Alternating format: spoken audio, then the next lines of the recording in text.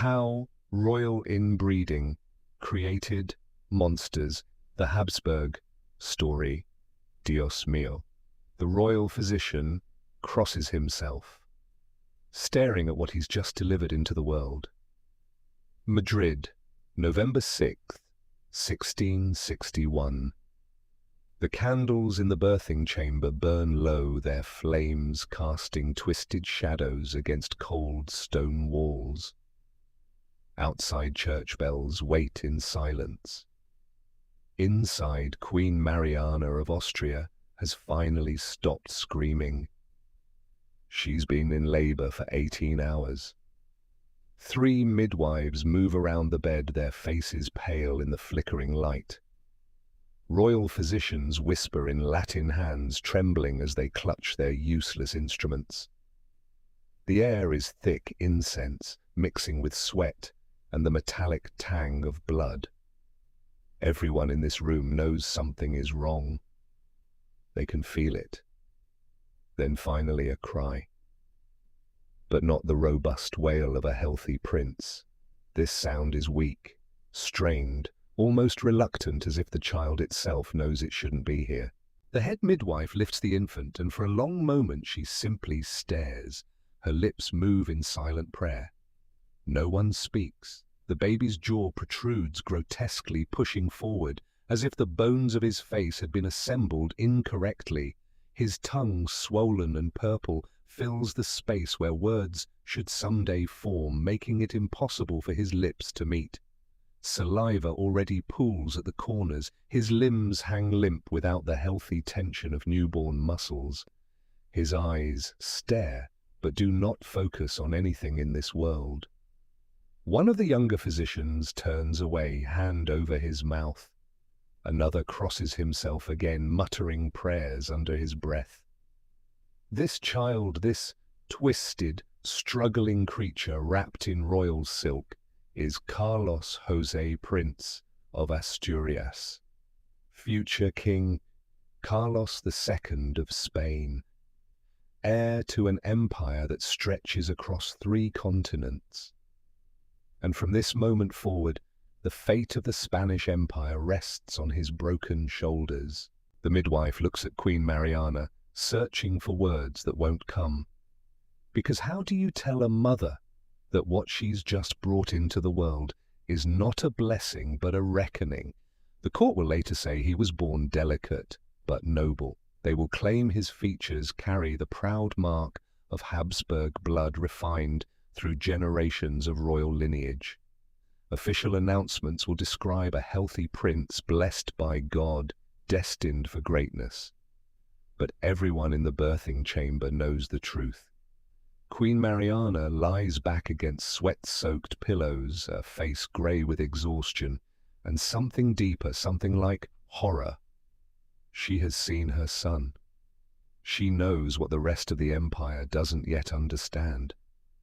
The head midwife wraps the infant in silk cloth embroidered with the royal crest, lions and castles in golden thread that cost more than most Spaniards earn in a lifetime, as if expensive fabric could hide what lies beneath.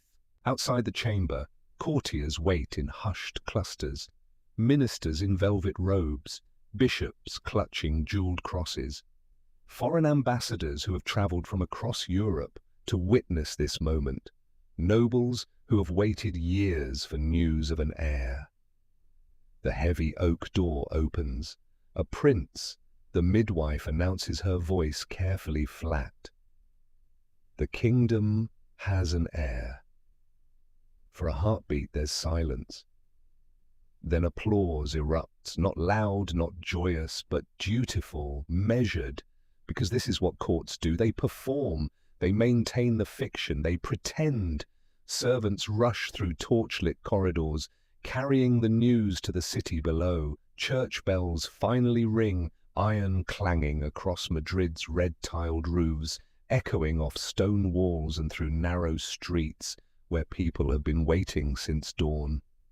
In taverns and marketplaces, crowds cheer without knowing why. Long live Prince Carlos José, God save the prince. They have no idea what has just been born in the palace above them. Meanwhile, in the palace chapel, priests gather before gilded icons of saints. They light candles that cost a day's wages each. They recite prayers for the infant's health, for God's blessing upon the royal family, for Spain's glorious future. But some prayers sound more like apologies. Because deep down in a place no courtier will ever speak aloud, in thoughts that will never be written in official records, everyone understands this child is not a blessing. He is a bill come due. For 200 years, the Habsburg dynasty has been writing checks against nature itself, marrying cousins to cousins, uncles wedding nieces, the same bloodlines circling back on themselves again and again like a snake swallowing its own tail. And now nature has sent an invoice, wrapped in silk, struggling to breathe, his jaw jutting forward where it should recede. His name is Carlos José, and before his story ends, he will bury an empire. To understand what created Carlos José, you need to understand a single word: purity. Not purity of soul, not purity of faith, not purity of intention, purity of blood. For the Habsburg dynasty, this wasn't just tradition or preference, it was religion, it was law, it was the foundation upon which an empire was built. Royal blood, they believed, carried something sacred, a divine right passed down directly from God himself. To dilute it with common blood, foreign blood, even blood from rival noble families, was unthinkable. It was heresy against the natural order. So they kept it close, very close. Picture a family tree. Most family trees spread outward like an oak branches, extending in different directions, reaching toward new families, new bloodlines, new genetic possibilities. Each generation adds diversity, strength, resilience. The Habsburg tree did something different. It curved inward. Cousins married cousins, then their children married their own cousins. Then those children married back into previous generations, uncles marrying nieces, the same ancestors appearing again and again and again. If you tried to draw it on parchment, the lines wouldn't spread apart into a healthy canopy. They'd loop back on themselves, crossing and recrossing until the whole thing looked less like a tree and more like a tangled knot of rope that no one could untie. The court called this preserving the lineage. They called it maintaining the purity of Habsburg blood. They called it God's will. Modern scientists studying these patterns have a different term: genetic collapse. Because here's what the Habsburgs didn't understand, couldn't possibly understand in 1661, 200 years before anyone knew what DNA was. Every human being carries flaws in their blood, small errors, broken instructions that if they appeared would cause problems. Usually these flaws stay hidden. When two unrelated people have children, their different bloodlines balance each other out. One parent's flaw is covered by the other parent's healthy blood. The error gets masked, the problem remains dormant.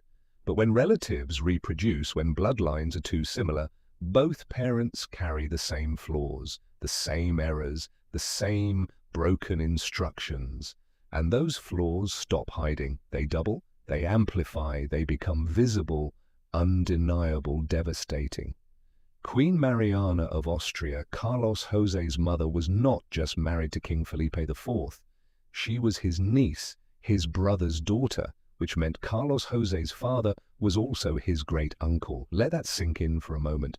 Now trace it back further. Mariana's parents, cousins. Felipe's parents, also cousins. Their parents, cousins again. Generation after generation after generation, the same bloodlines recycling through the dynasty like water through a poisoned well. The same blood, the same flaws, the same errors, circulating endlessly. By the time Carlos José was conceived, his family tree had become so tangled, so impossibly intertwined, that modern scientists, studying it centuries later, would make a shocking discovery. The similarity between his parents' blood was nearly as close as brother and sister. Not because his parents were siblings, they weren't, but because 200 years of cousin marriages, 200 years of turning inward, 200 years of obsessing over purity had created the exact same effect. The Habsburg bloodline once spread across the royal families of Europe like a vast, healthy river had narrowed to a single toxic stream, and every generation drank from it. Some children were lucky. They inherited only minor traits, a distinctive jaw, a slightly elongated face features that portrait painters could soften with careful brushwork and strategic lighting. Others were less fortunate, and Carlos José inherited everything, every accumulated flaw that had been hiding in Habsburg blood for generations, every doubled error, every broken instruction that had been ticking through the centuries, waiting for the perfect storm of similar bloodlines to finally express.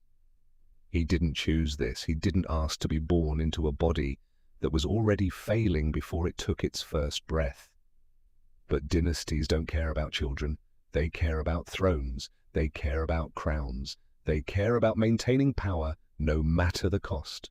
And so on November the 6th, 1661, as candles burned low in the royal birthing chamber, as priests prayed and courtiers bowed, as church bells rang across Madrid announcing a new prince, the Spanish Empire placed its entire future on the shoulders of an infant who could barely hold up his own head.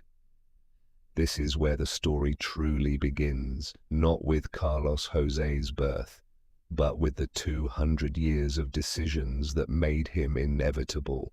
Before we watch Carlos José struggle through his 39 years of life, before we see him fail to walk, fail to speak, fail to understand the simplest lessons, fail to produce the heir that Spain desperately needs, before we witness the slow-motion collapse of an empire that once dominated half the known world, we need to go back before his birth, back before his parents' marriage, back before the warning signs appeared in portraits and medical reports, back to when the Habsburg dynasty was young, ambitious, and convinced it had discovered the secret to eternal power. Let's rewind 200 years. The year is 1453. Europe is emerging from the long shadows of the Black Death. Kingdoms are consolidating, trade routes are reopening after decades of plague-induced collapse. And in the heart of the Holy Roman Empire, a sprawling, complicated mess of German territories barely held together by tradition and the thinnest threads of political alliance, a relatively minor, noble family is about to change the course of history. The Habsburgs, you've probably heard the name. Maybe you recognize it from history class, Spanish conquistadors, Austrian emperors, portraits hanging in museums with those distinctive, protruding chins. But in 1453, the Habsburgs are not yet legendary. They're clever, well-connected, strategic, but not yet the most powerful dynasty in Europe. That's about to change. Not through war, not through conquest, not through the clash of armies on muddy battlefields, but through something far more elegant, far more subtle, far more dangerous: wedding invitations. Close your eyes and imagine yourself standing in the court of Emperor Federico III. You're in a stone hall lit by candles and winter sunlight filtering through narrow windows. The air smells of wood smoke and old parchment. Maps of Europe spread across heavy wooden tables, not battle plans but genealogies. Family trees traced in careful ink showing who's related to whom, who controls what territory, who's available for marriage. Because Federico has realized something brilliant. Wars are expensive. Soldiers need food, weapons, armor pay. Battles drag on for months, sometimes years. Victory is never guaranteed. Even when you win, you inherit a devastated countryside and resentful subjects. But a wedding is cheap, a wedding is peaceful, a wedding doesn't destroy farmland or burn cities, and a wedding can conquer entire kingdoms. All you need is the right bride or the right groom, and suddenly, through a single ceremony, through vows spoken before a priest, and signatures on a marriage contract, through the exchange of rings and the blessing of bishops, an entire territory falls into your family's hands. No blood spilled, no castles stormed, no years of siege warfare, just a ring, a kiss, and a throne. Federico smiles as he traces his finger across the map of Europe, connecting dots between noble families like a general planning campaign routes. Bella garant ali, he murmurs to himself in Latin. Tu Felix Austria nube. It's a phrase that will become the Habsburg motto, repeated in courts and chronicles for centuries. In English, let others wage war. You fortunate Austria, marry. This is the seed that will eventually grow into Carlos José's twisted body, his broken mind, his inability to produce the heir that could have saved everything. Because when you build an empire on marriage, when you make family alliances the foundation of all power, eventually you run out of outside families to marry, and you start looking inward at your cousins, your nieces, your own bloodline. You tell yourself it's strategic. You tell yourself it's preserving purity. You tell yourself it's God's will. Until one day, 200 years later, a child is born whose jaw won't close. And you realize nature doesn't negotiate. Let's watch it happen. Vienna, 1477. Emperor Federico III has a problem. His son Maximiliano is 28 years old and ready to marry. And across Europe, every noble family with a daughter of marriageable age is positioning for the match. Because marrying into the Habsburg family means power. The French send letters sealed with royal wax proposing princesses with impressive dowries. The English send gifts hunting hawks, bolts of fine cloth, carefully crafted portraits. Italian duchies dispatch ambassadors with miniature paintings of eligible daughters, each one described in glowing terms. But Federico isn't interested in any of them. He's found someone better. Her name is Maria of Burgundy, and she's just inherited one of the richest territories in all of Europe. Maria is 18 years old, intelligent, well-educated, and sitting on top of an enormous problem. Her father, Duke Carlos the Bold, died 3 months ago on a frozen battlefield run through with Swiss pikes while trying to expand his territories through the very warfare the Habsburgs claim to avoid. Ironic, considering the family motto. But his death left Maria with something extraordinary, the Burgundian Netherlands. Picture it. Wealthy port cities like Brussels, Bruges, and Antwerp, where ships from across the known world dock daily. Trade routes connecting northern Europe to the Mediterranean. Textile industries producing the finest cloth in the world, worth more than gold by weight. Banking houses that finance kings, and Maria controls it all, alone, unmarried, vulnerable. The French king, Louis XI, is already circling like a wolf around wounded prey. He's sending armies toward Burgundian borders, claiming the territory should revert to France by ancient feudal law. His soldiers are burning villages, testing defenses, waiting for the moment to strike. Maria needs protection. She needs an ally. She needs an army. She needs a husband. Federico moves fast. Within weeks, Maximiliano is riding toward Burgundy with a small escort and a marriage contract already drawn up by the finest lawyers in the Holy Roman Empire. The terms are generous to Maria. She retains significant control over her territories. Her titles remain intact. But the real winner is the Habsburg family. The wedding happens on August 19th, 1477. It's a modest ceremony, no time for elaborate pageantry, with French armies threatening the border. A small chapel in Ghent. Essential witnesses, vows exchanged quickly. But when Maximiliano places the ring on Maria's finger, something extraordinary happens. In the cold logic of European politics, the Burgundian Netherlands become Habsburg territory, not through battle, not through siege, not through years of expensive warfare, through marriage. Federico, sitting in Vienna reading the dispatch announcing the successful wedding, allows himself a rare smile. You see, he tells his closest advisor, tapping the parchment with satisfaction, "No soldiers, no siege, just a ring and a signature. That's how we build empires." And he's right. The strategy works perfectly. Over the next 30 years, the Habsburgs deploy the same tactic again and again, like a chess player who's discovered an unbeatable opening. Maximiliano and Maria have children. Their son Felipe grows up handsome, charming, politically savvy, everything a prince should be.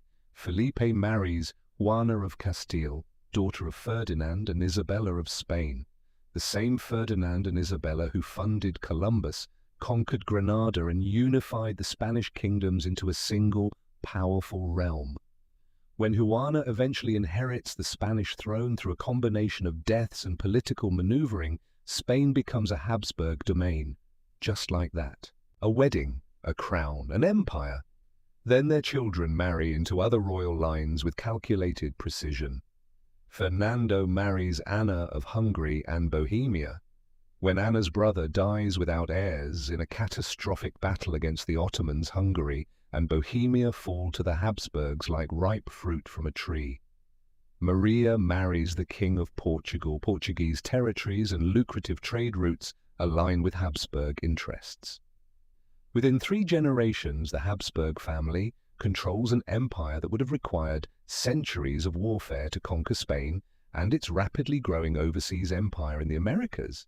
The Netherlands, with their wealthy trade cities and skilled craftsmen, Austria and associated German territories in the Holy Roman Empire, large parts of Italy, Milan, Naples, Sicily. Hungary and Bohemia, buffer states against Ottoman expansion. If you placed their territories on a map of Europe and colored them in, you'd cover more than half the continent.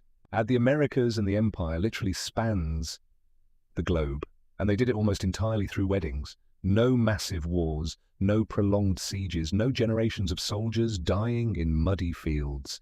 Just strategic marriages, carefully planned, perfectly executed. The dynasty becomes legendary across Europe. Foreign ambassadors write home in a mixture of awe and frustration. The Habsburgs do not conquer.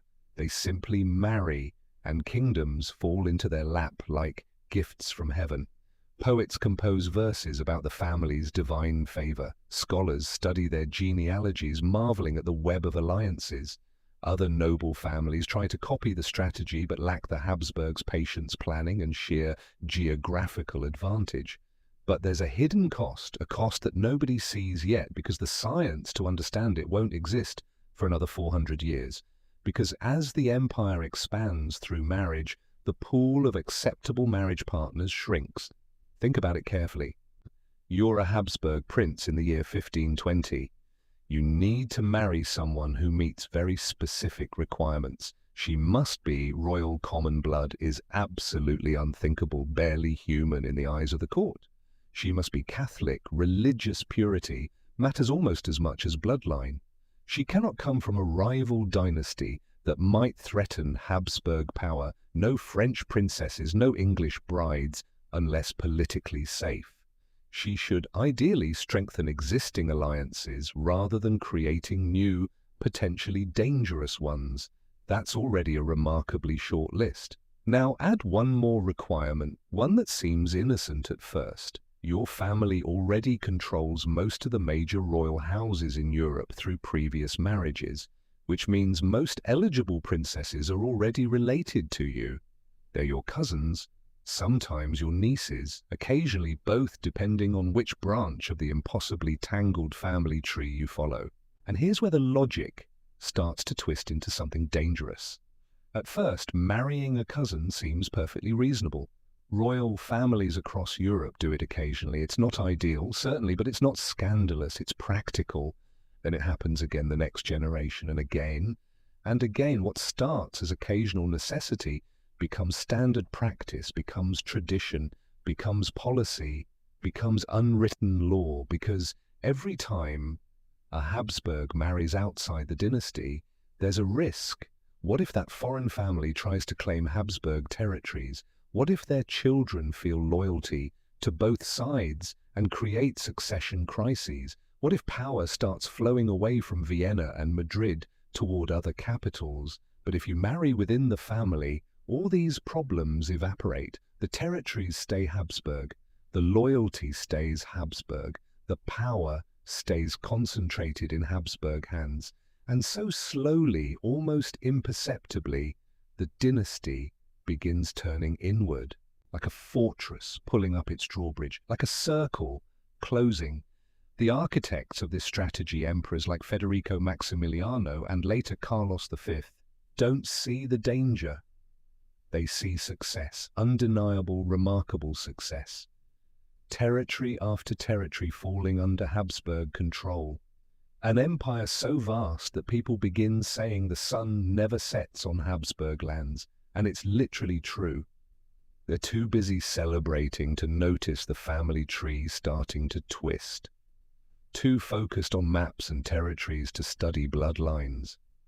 Too convinced of their own brilliance to ask a simple question. What happens when the same blood circulates through a family for 200 years? The answer is being written in bodies not yet born, in traits doubling back on themselves, in flaws finding their mirror image and amplifying. But in 1500, in 1550, in 1600, nobody understands this. All they see is an empire, and empires, everyone knows, last forever. Don't they? The first visible warnings appeared earlier than Carlos José and his great-grandmother, a woman history remembers with a cruel nickname. Valladolid, Spain, 1516. Juana of Castile sits alone in a dim stone room. She's 46 years old, but looks ancient, hair unwashed for weeks hanging in grey tangles. Clothes unchanged, skin pale from lack of sunlight that hasn't touched her face in months. Outside her locked door, servants whisper the name they've given her. Juana la Loca, Juana the Mad. But was she mad from birth, or did something in the Habsburg bloodline break her? Let's go back to when she was young. Juana was born to Ferdinand and Isabella, the Catholic monarchs who unified Spain, funded Columbus's voyage to the Americas, established the Spanish Inquisition and transformed their kingdom into a European superpower. Strong rulers, clear-minded, strategic, ruthless when necessary. Their daughter inherited that intelligence. Young Juana spoke 4 languages fluently by age 15. She played musical instruments with skill that impressed professional musicians at court.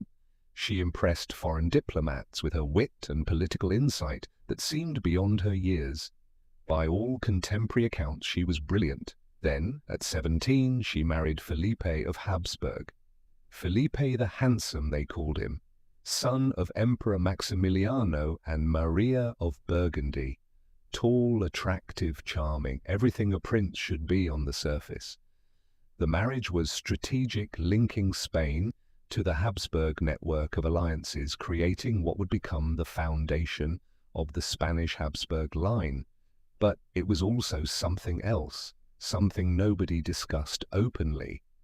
A cousin marriage, not close cousins, to be fair, but cousins nonetheless connected through previous royal marriages that had intertwined their families decades earlier.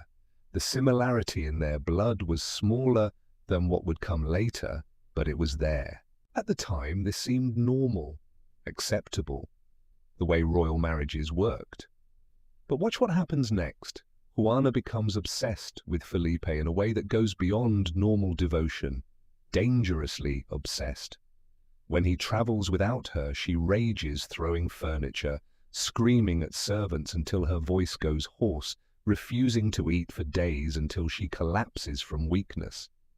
When she suspects him of infidelity, which happens often because Felipe is indeed chronically unfaithful, she attacks the other women with scissors, cutting off their hair in violent outbursts that terrify everyone who witnesses them. Is this madness, or is this something deeper, a brain struggling with chemistry that's slightly wrong?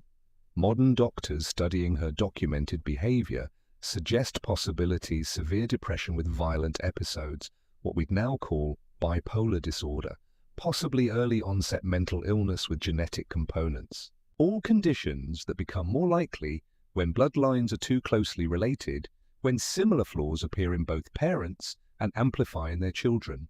But in 1506, when Felipe dies suddenly, possibly poisoned, possibly disease, the court never agrees on which Juana's mental state completely collapses. She refuses to let his body be buried. Instead, she has his coffin placed in her chambers. She speaks to it daily as if Felipe can still hear her, still respond, still love her back. She orders it open periodically, checking to see if he's decomposed yet, if he's still dead, if maybe, please God, he'll wake up. When her father finally forces her into confinement for her own safety and the safety of the kingdom, she spends the next 46 years locked in a small room in Tordesillas. 46 years. Mad Juana. A tragedy, certainly. But also a warning sign that nobody heeds, because Juana and Felipe had 6 children together before his death. And those children products of 2 Habsburg bloodlines, converging, carrying similarities that should have raised alarms, would carry the pattern forward into the next generation. One of them is Carlos V, future Holy Roman Emperor, ruler of the largest empire in European history up to that point, and carrier of the Habsburg jaw. Brussels 1530. Emperor Carlos V stands before a full-length mirror in his private chambers. He's 30 years old, in the prime of life. He's just been crowned Holy Roman Emperor in an elaborate ceremony at Aachen. He controls Spain, the Netherlands, Austria, parts of Italy, and a rapidly expanding empire in the Americas, where Spanish conquistadors are discovering civilizations and gold. When he signs a document, kingdoms obey. When he speaks, ambassadors from across the known world bow and listen carefully. When he goes to war, half of Europe mobilizes. He is without question the most powerful man on earth. But he can't fully close his mouth. His lower jaw protrudes forward noticeably. Not dramatically, not like it will in his descendants, but enough that it's visible even to casual observers. His teeth don't align properly. Chewing certain foods is difficult. He avoids hard meats, prefers softer preparations. Portrait painters know to angle his face carefully to use shadow and perspective that minimizes the prominence of his jaw. They paint him in 3/4 profile, never straight on. They use darkness cleverly. But Carlos sees it every morning in the mirror, the Habsburg jaw, carried through his mother Juana, through his father Felipe, through the converging bloodlines that created him. Does he connect it to his mother's madness, locked away in Tordesillas, talking to corpses? Does he wonder if the bloodline is flawed in ways that crowns and territories can't compensate for? We don't know what he thought in those private moments. What we do know is this: Carlos V married his first cousin, Isabella of Portugal. Isabella was beautiful by all accounts, intelligent, politically savvy. She served as regent of Spain during Carlos's frequent absences, handling government affairs with skill that impressed even skeptical ministers. But she was also Carlos's first cousin on his father's side, which meant their children would inherit Habsburg blood from both parents. A double dose of the same material. They had 6 children together. 3 died in infancy, not unusual for the 1500s, certainly, but a higher mortality rate than average for royal families with access to the best physicians and care. The survivors showed the pattern strengthening, becoming more visible. Felipe II, their eldest son, had the jaw, more pronounced than his father's. Portrait painters had to work harder to minimize it. Maria had it too, though less severe, as was common in Habsburg women whose features generally showed the trait more subtly. Juana, named after Carlos's troubled mother, showed signs of mental instability even as a child. Mood swings, periods of deep melancholy that lasted for weeks, strange behaviors that worried her caretakers. The pattern continues generation by generation like a debt-collecting interest. Philippe II grows up knowing he'll inherit the empire. He's educated by the finest tutors, trained in languages, politics, military strategy. He's competent, devout, hard-working, everything a king should be. But when it comes time for him to marry, the court faces a problem. The pool of acceptable brides has shrunk dramatically. France, political rival, absolutely not. England, complicated, dangerous Protestant. Portugal, already intermarried multiple times. German states, most are Protestant now, religiously unacceptable. Then someone suggests Maria Manuela of Portugal. Felipe's cousin, actually his double cousin, related through both his mother's and father's sides of the family. The similarity in their blood is roughly equivalent to half-siblings, but this doesn't alarm anyone in the court. Why would it? To the Habsburg strategy has worked brilliantly for a century now. The empire continues to expand. The family controls more territory than any dynasty in history. Surely the pattern can continue without consequence. The marriage happens in 1543. Felipe is 16, Maria is 15, young, healthy, royal. A year later, they have a son, Don Carlos. And this is where the cracks in the bloodline become impossible to ignore, where the accumulated weight of generations of intermarriage produces something that even the most optimistic courtier cannot explain away. Don Carlos is born screaming, but unlike normal newborn cries that quickly settle into regular breathing, there's something wrong with the sound. High-pitched, strained, like an animal caught in a trap. The midwives notice immediately his jaw. It's worse than his father's, worse than his grandfather's. It juts forward so far that his tongue barely fits inside his mouth. As he grows, the problems multiply like compound interest. He doesn't walk until age 7, wobbling on weak legs that can barely support his weight. Speech is difficult, words come out garbled, wet, incomprehensible to anyone not accustomed to his attempts. His teeth never align. Eating is a struggle. He chokes frequently on foods other children manage easily. But worse than all the physical deformities, his mind. Don Carlos shows signs of severe disturbance from early childhood, violent tantrums that last for hours, during which servants must physically restrain him to prevent injury to himself and others. Cruel treatment of animals he's caught, burning cats alive, throwing dogs from windows to watch them fall. Cruel treatment of servants, beating them with whatever's at hand, sometimes laughing while he does it. Behavior that alternates between catatonic silence, where he'll sit staring at walls for entire days, and explosive rage, during which he's dangerous to everyone around him. At age 22, in a fit of anger over some perceived slight, he throws a servant down a flight of stairs. The man breaks his back and dies 3 days later in agony. His own father, King Felipe II, begins to fear him. Court doctors try everything in their limited medical arsenal, bloodletting to balance the humours, herbal remedies gathered from across the empire, exorcisms performed by senior priests, holy water splashed on his face while he screams and fights against restraints. Nothing helps. In 1568, Felipe makes a heartbreaking decision that will haunt him for the rest of his life. He has his own son arrested and confined to his chambers for the safety of the kingdom and the royal family. Guards are posted, doors are locked. Don Carlos is not allowed visitors. 6 months later, at age 23, Don Carlos is dead.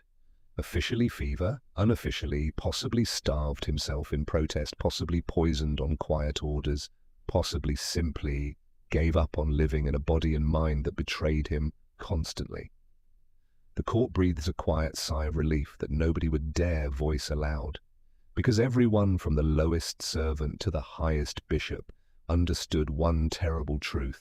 Don Carlos should never have worn a crown. But here's the terrifying part, the detail that should have changed everything. The dynasty learned nothing. Because even as Don Carlos died, even as his twisted body and broken mind proved beyond any doubt the danger of too close marriages, even as Felipe II mourned the loss of his only son, the Habsburgs kept marrying cousins, kept turning inward, kept trusting that royal blood would protect them from consequences. The circle kept closing. And one generation later, a child would be born who made even Don Carlos look fortunate by comparison. Let's pause the story for a moment, because by now you're probably wondering, how did the Habsburgs not see this coming? How could an entire dynasty, advised by the smartest minds in Europe, guided by scholars who studied ancient texts and modern philosophy, counseled by physicians trained at the finest universities, keep making the same mistake for 200 years? The answer is simple, and it's not stupidity. They didn't know what genes were. Imagine trying to bake a cake without understanding that ingredients exist. You just know that you mix some stuff together, put it in an oven, apply heat, and sometimes you get something delicious. Sometimes you get something inedible that even dogs won't touch. When you get a good cake, you try desperately to remember exactly what you did. Was it a Thursday? Was the oven hotter? Did you stir clockwise? Did you pray to the right saint? When you get a bad cake, you blame external factors, the oven temperature, the weather, the position of the stars, divine displeasure with your sins. But you never think, maybe the flour was contaminated, maybe I used rotten eggs, maybe the recipe itself is fundamentally flawed, because you don't understand ingredients, you don't understand chemistry, you don't understand cause and effect at that level. That's the Habsburgs with genetics. Here's what they didn't know, couldn't possibly know. Every human carries roughly 20,000 instructions for building a body. These instructions determine everything from your height, to your hair color, to your jaw structure, to how your brain handles emotions. You inherit half from your mother, half from your father. Most instructions come in pairs, 2 copies of the same blueprint, 1 from each parent. If one copy is flawed, let's say it builds a jaw that doesn't develop properly, usually the other copy compensates. Your body reads the healthy instruction and ignores the faulty one. This is why mixing bloodlines is protective. When 2 unrelated people have children, their instructions are different enough that flaws in one parent usually get covered by healthy versions from the other parent. The errors get masked, the broken blueprints don't express. But when relatives reproduce, when bloodlines are too similar, both parents are more likely to carry the same flaws in the same instructions, the same errors, the same broken blueprints, and those flaws stop hiding. They double up, they amplify, they become visible, undeniable, devastating. Picture it like a deck of cards. Normally you're shuffling 52 different cards, hearts, diamonds, clubs, spades, all mixed together. But the Habsburgs kept removing cards from their deck. Every cousin, marriage eliminated more variety. Every generation, fewer unique cards remained, until they were shuffling the same 20 cards over and over, drawing the same hands repeatedly. Same patterns, same flaws, the same disasters. Modern scientists can measure this. They call it the inbreeding coefficient. It measures how similar someone's parents' bloodlines are. For most people, that number is close to 0. Your parents are complete strangers in their blood sharing, no more similarity than any 2 random humans. For first cousins, marrying, the number jumps to about 0.0625. For the later Habsburgs, after generations of repeated marriages within the family, after the bloodlines had looped back on themselves dozens of times, the coefficient reached levels comparable to siblings having children. Not because siblings were marrying directly, that would have been scandalous even by Habsburg standards, but because the same bloodlines had circulated through the family so many times, had crossed and recrossed so frequently, that the distance between relatives had collapsed to nearly nothing. And here's the crucial part that explains Carlos José. The traits that appear aren't random. They're the traits that were always hiding in the bloodline waiting, like a flaw that needs two matching copies to show itself. One copy hidden, harmless, invisible. Two copies expressed, visible, sometimes devastating. The first Habsburgs probably carried instructions for the jaw mutation, but it was minor, barely noticeable, easily masked by healthy instructions from their unrelated spouses. They also probably carried instructions for mental illness, for developmental delays, for immune problems, for 100 other potential issues. But in a diverse bloodline with fresh material coming in every generation, these flaws stayed buried. Then they started marrying cousins, and those flaws found matching copies and started expressing. Generation by generation, the traits got stronger, the jaw became more pronounced, the mental instability more common, the physical weakness more severe, the fertility problems more frequent, until finally in 1661, all of those accumulated flaws, 200 years of errors collecting like interest on a debt, found each other in a single child, Carlos José. Now the Habsburgs couldn't have known any of this. The monk Gregor Mendel wouldn't discover the basic laws of heredity until 1866, 200 years too late to save the dynasty. The structure of DNA wouldn't be understood until 1953. So when Habsburg physicians looked at Don Carlos's protruding jaw, or Juana's madness, or Carlos José's inability to walk, they didn't think inherited disorder caused by related parents. They thought witchcraft, divine punishment, imbalance of bodily fluids, unfortunate bad luck, the will of God testing the faithful. They bled patients to release bad blood. They prescribed herbs to restore balance. They performed exorcisms to drive out demons. They prayed to saints for intercession. They consulted astrologers about planetary alignments. They never once considered that the problem was the family tree itself. That marrying your niece wasn't a political strategy, it was a genetic time bomb, and the Habsburgs had been winding that clock for 200 years. In November 1661, in a stone chamber in Madrid, surrounded by candles and prayers and desperate hope, that clock finally struck midnight. Madrid, 1649. King Philippe IV of Spain stands at a window, forehead pressed against cold glass, watching winter rain turn the royal gardens to mud. He can hear the drip of water from stone gargoyles, smell the damp creeping through palace walls, feel the weight of a crown that isn't on his head right now, but presses on his shoulders nonetheless. He's 44 years old. He's been king for 26 years, and he's watching his empire slowly crumble. This is not the Spain of his grandfather Carlos V, when the empire was young and wealthy and seemingly invincible. This is not even the Spain of his father Felipe III, when there was still momentum, still hope, still the illusion of permanence. This is Spain in decline, and everyone knows it. The treasury is bankrupt, drained by endless wars with France, England, and rebellious Dutch provinces that refuse to accept Spanish rule despite decades of fighting.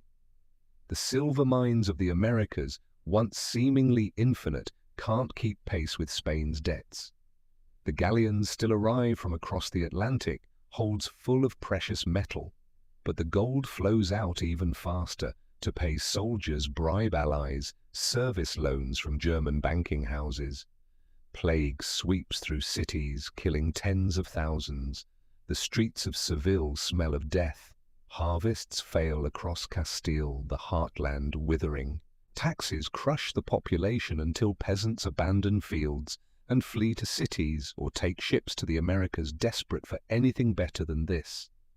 And Felipe's own family is dying. His first wife, Isabella of Bourbon, gave him multiple children over 15 years of marriage. Only one survived past age 10, a daughter useless for succession.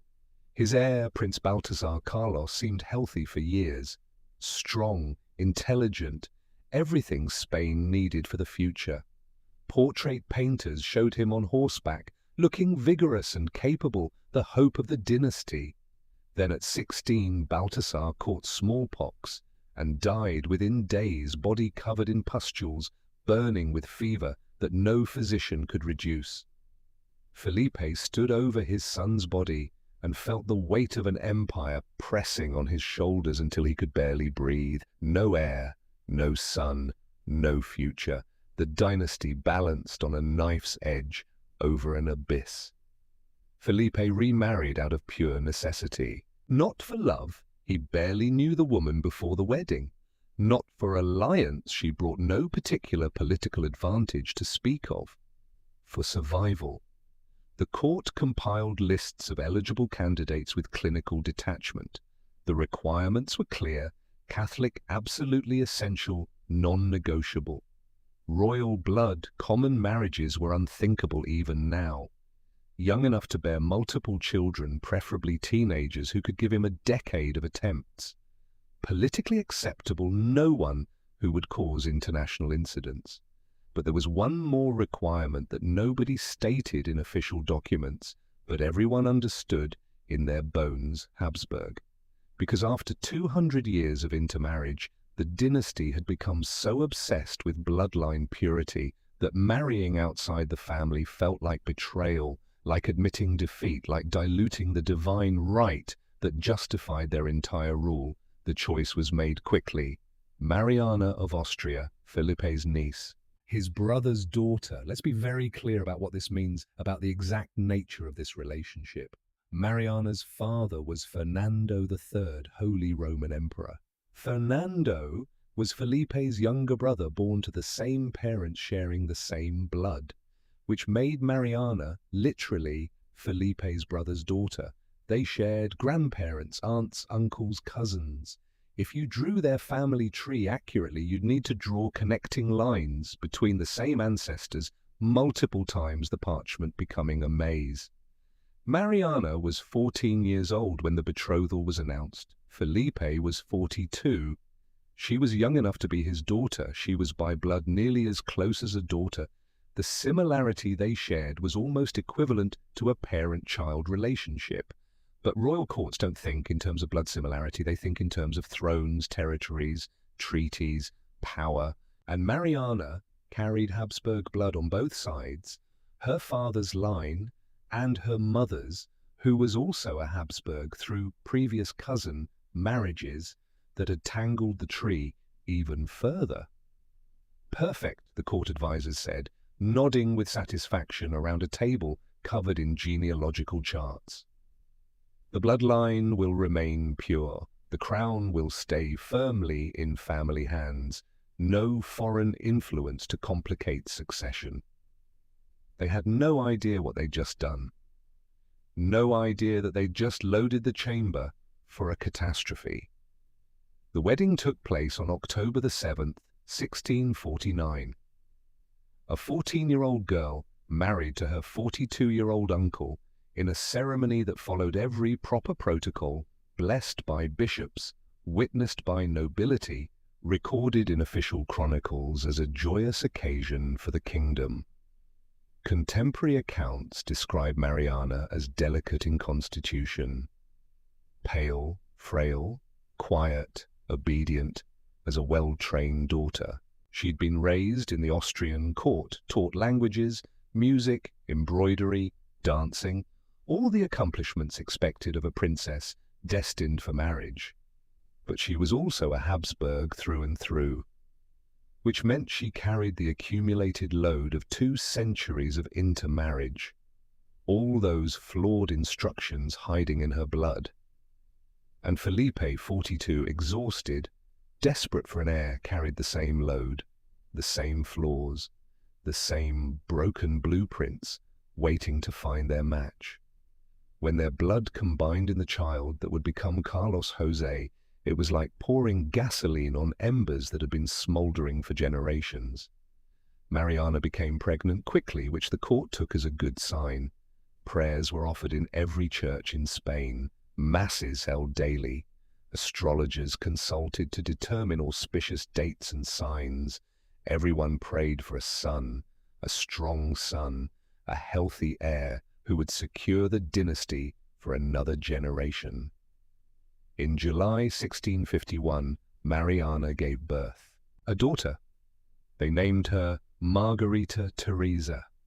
The court masked its disappointment behind polite congratulations, painted smiles, carefully worded letters to foreign courts. A daughter is a blessing, a princess to make advantageous marriages abroad, and the next child will surely be a son. Mariana became pregnant again, another daughter in 1655, dying within months. Then Felipe Prospero in 1657. Finally a prince. A boy, the court rejoiced. Bells rang across Madrid. Te Deums were sung in every chapel, but Felipe Prospero was sickly from his first breath. He couldn't nurse properly, his digestion was wrong in ways physicians couldn't understand or fix. He caught every illness that passed through the palace, fevers that wouldn't break, coughs that lasted for months, skin that bruised at the slightest touch. He died at age 4, having barely lived at all, back to no heir, no future, no hope. Mariana, now in her mid-20s, had already buried multiple children in small coffins. The stress was visible in her face. Portraits from this period show a woman who looks decades older than her years, deep lines around her mouth, eyes that have seen too much loss, hands that tremble when she thinks no one is watching, but she was the queen. And the queen's job, the only job that really mattered in the logic of monarchy, was to produce heirs. She became pregnant one more time. This pregnancy was different from the start. Difficult in ways that frightened even experienced midwives who delivered hundreds of babies. Mariana suffered violent nausea that left her unable to eat for days, ribs showing through her skin. Fainting spells sent her crashing to stone floors, leaving bruises that took weeks to heal. Pains that sent the royal physicians into panic, consulting ancient texts for guidance they couldn't find. Something felt wrong from the beginning. The court whispered behind closed doors in shadowed corridors. Some said she was cursed, that God was punishing the family for unnamed sins stacking like debts. Others blamed witchcraft enemies of Spain using dark magic against the royal line. A few wondered quietly, carefully, never in writing, if the Habsburg bloodline had finally been pushed too far. If nature itself was rejecting what they'd created through 2 centuries of marriages that never should have happened.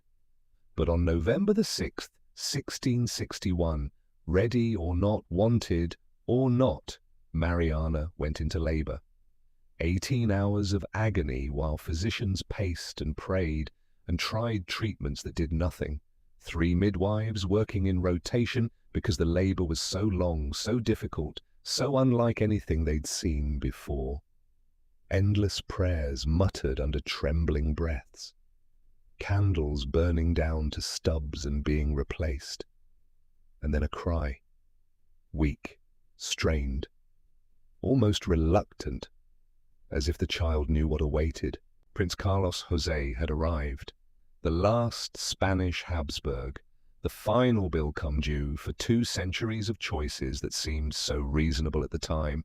The reckoning made flesh. What happened next would unfold over 39 years. 39 years of pretense and decay. 39 years of an empire watching its future die slowly. Let's watch it happen month by month, year by year. Royal Palace, Madrid, 1662. Carlos José is 6 months old. A healthy 6-month-old infant should be achieving certain developmental milestones that physicians and midwives recognize. Sitting up with support from adults or cushions. Reaching for objects with increasing coordination, making babbling sounds. Mama, Baba, Dada, the building blocks of language that every parent waits to hear. Responding to voices turning toward familiar sounds. Smiling at faces, especially parents, showing curiosity about the world, about textures and colors and movement.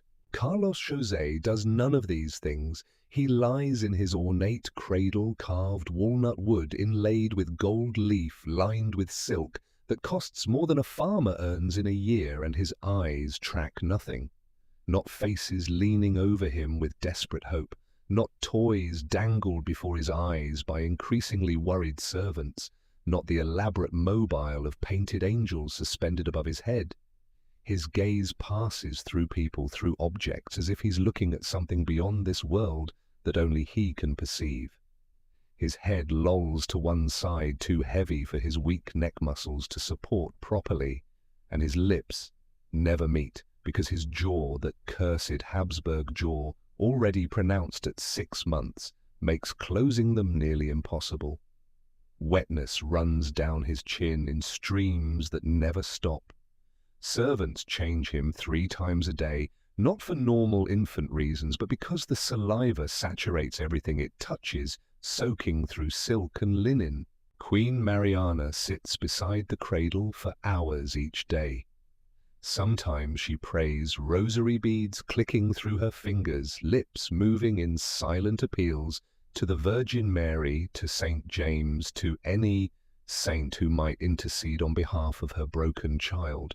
Sometimes she just watches, waiting for some sign, any sign that her son will be normal, that this is just slow development, that he'll catch up, that the physicians are right when they say, with forced optimism, "Some children simply need more time, Your Majesty. She's 26 years old, but looks 40. The difficult pregnancy destroyed her health. The traumatic birth nearly killed her bleeding. That wouldn't stop pain that made her scream until her voice gave out. And now this child who doesn't smile, doesn't coo, doesn't respond when she speaks to him in the gentle voice mothers use. The physicians visit daily with their bags of useless tools. They examine the infant prince with furrowed brows and concerned murmurs conducted in Latin so the servants won't understand the full extent of their worry. One suggests more sunlight, perhaps the child's humors are too cold and wet, the balance needs warmth. Another recommends a change in the wet nurse's diet, maybe something in her milk is causing the problems, though no one can say what. A third, more desperate, proposes bloodletting. Perhaps the infant has too much blood pooling in his head, causing pressure that prevents normal development. None of them say aloud what they're all thinking in the privacy of their own minds. This child should not be alive. That his survival past the first month is itself a kind of miracle, or curse, depending on your perspective and your faith. Carlos José's first birthday arrives in November 1662. The court organizes a small celebration, nothing extravagant, given Spain's financial crisis and empty treasury, but dignified enough to mark the heir's survival to 1 year, which given infant mortality rates is genuinely an achievement. A cake brought from the royal kitchens, layers of honey and almonds, musicians playing gentle court music in a corner, nobles gathering in their finest clothes to pay respects and offer carefully worded congratulations that mean nothing. Carlos José is propped in a special chair padded with cushions surrounded by supports to keep him upright, because he still cannot sit unassisted, his spine too weak, his muscles undeveloped. He doesn't react to the music floating through the room, doesn't turn his head toward the musicians or show any sign he hears them, doesn't reach for the cake when it's brought near, fingers limp. When courtiers approach to bow and offer birthday wishes, his eyes slide past them, unfocused, seeing something that isn't there, or perhaps seeing nothing at all. One noble attempting conversation with another while watching the prince whispers, "His Highness seems contemplative, lost in thought beyond his years." Perhaps he ponders matters of state already. It's a polite lie that both men know is false, but repeat anyway, because the alternative is unthinkable. Carlos José isn't contemplative. He isn't thinking deep thoughts about theology or governance. He's developmentally delayed in ways the court doesn't have language to describe, in ways that won't be properly understood for another 300 years. But the performance continues because that's what courts do, what they've always done. Portraits are commissioned showing a healthy, robust infant, plump cheeks, bright, alert eyes, sitting confidently on cushioned chairs with a regal bearing. These paintings will be sent to foreign courts across Europe as proof that Spain's future is secure, that the Habsburg line continues strong and vital. In reality, Carlos José can barely hold up his own head without support. Most children learn to walk between 12 and 18 months, some as early as 9 months toddling with joy, others as late as 15 or 16 months, but by 18 months, almost all healthy children are walking, exploring, getting into everything. Carlos José doesn't walk at 2 years old, or 3. At 4 years old, he still cannot stand without support, cannot take even a single step without servants holding him upright, bearing most of his weight. His legs are weak bone and muscle development delayed by whatever catastrophe created him by the accumulated weight of generations finally expressing in fragile flesh. Tutors are brought in to begin his education because this is the age when royal children normally start learning the basics. Letters, numbers, simple words in Latin, Spanish, French, scripture passages, prayers every Catholic child learns, catechism. The tutors try, with genuine dedication and hope. They show him illustrated books with beautiful hand-painted letters, hoping the colors will catch his attention and hold it. They speak to him in Latin, Spanish, French, repeating simple words slowly and clearly. Pater mater, Deus rex. They place wooden blocks in front of him, hoping he'll stack them, showing basic understanding of cause and effect, of spatial relationships. He doesn't. He can't focus on anything for more than a few seconds before his attention drifts away to nothing in particular, eyes unfocusing, mind going elsewhere. When spoken to directly, he doesn't respond. Not with words, not with gestures, not with any sign of comprehension, just that same blank stare that chills everyone who sees it, that makes them wonder if anyone is home inside that small body. One tutor, a learned Jesuit priest named Father Sebastian, who studied at Salamanca and speaks 6 languages, reports to Queen Mariana after 3 months of daily lessons. "Your Majesty, forgive me, but the prince doesn't understand. I've tried every method I know. He cannot grasp even the simplest lessons. His mind appears elsewhere, absent. I cannot reach him." Mariana's face hardens like stone jaw clenching. "Continue the lessons, Father. God will grant him understanding in time. We must have faith. We must pray harder." Father Sebastian bows deeply and returns to his impossible task, spending hours each day sitting with a child who shows no sign of learning anything at all, no sign of progress, no sign of hope. But not all problems can be hidden with patience and prayer and wishful thinking. The prince's tongue, swollen purple, too large for his malformed mouth, makes speech nearly impossible. When he does make sounds, they're garbled, wet, incomprehensible to anyone not accustomed to his attempts at communication. Ah, ga, ma, random syllables with no pattern, no meaning, no progression toward language or coherent thought. The court physicians try interventions with increasing desperation. They massage his tongue daily, hoping to reduce the swelling through manipulation and prayer. They prescribe herbal rinses made from bitter plants, imported at great expense from the Americas. They consult ancient texts from Greek and Arab scholars, looking for similar cases, and their treatments finding nothing that helps. Nothing works, because the problem isn't medical in any way their medicine can address. It's structural, built into his bones and flesh by instructions that went catastrophically wrong before he was even conceived. Carlos José's jaw is so misaligned, so malformed, that his tongue has nowhere to rest properly inside his mouth. It blocks his airway. When he sleeps, wet, choking sounds echo through his chambers at night, frightening servants who hear him struggling to breathe in the darkness.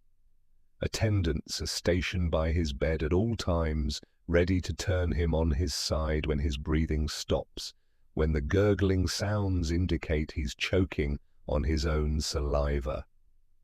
More than once, they've saved his life. More than once, they've wondered if they should.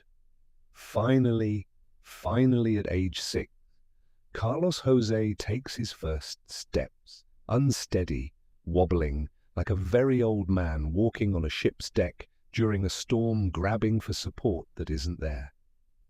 The court celebrates as if he's just conquered a nation, as if he's won a great military victory against impossible odds. A miracle, the bishops proclaim from pulpits across Madrid, their voices ringing with forced enthusiasm. God's favor has touched the Prince Divine. Intervention has granted him strength. Our prayers have been answered. Queen Mariana weeps with relief, clutching her rosary, thanking the Virgin Mary for this blessing, for this sign that perhaps everything will be all right after all. But anyone watching closely, anyone not blinded by desperate hope and political necessity, can see the truth. Carlos José doesn't walk normally. His gait is lurching, uncoordinated, each step a barely controlled fall forward that could end in collapse. His feet drag across stone floors, making scraping sounds that echo through empty corridors. His balance is poor. He sways constantly, overcorrecting, nearly falling with each movement. He needs servants walking beside him at all times, hands hovering near his elbows, ready to catch him when he stumbles. And he stumbles often, sometimes multiple times, crossing a single room.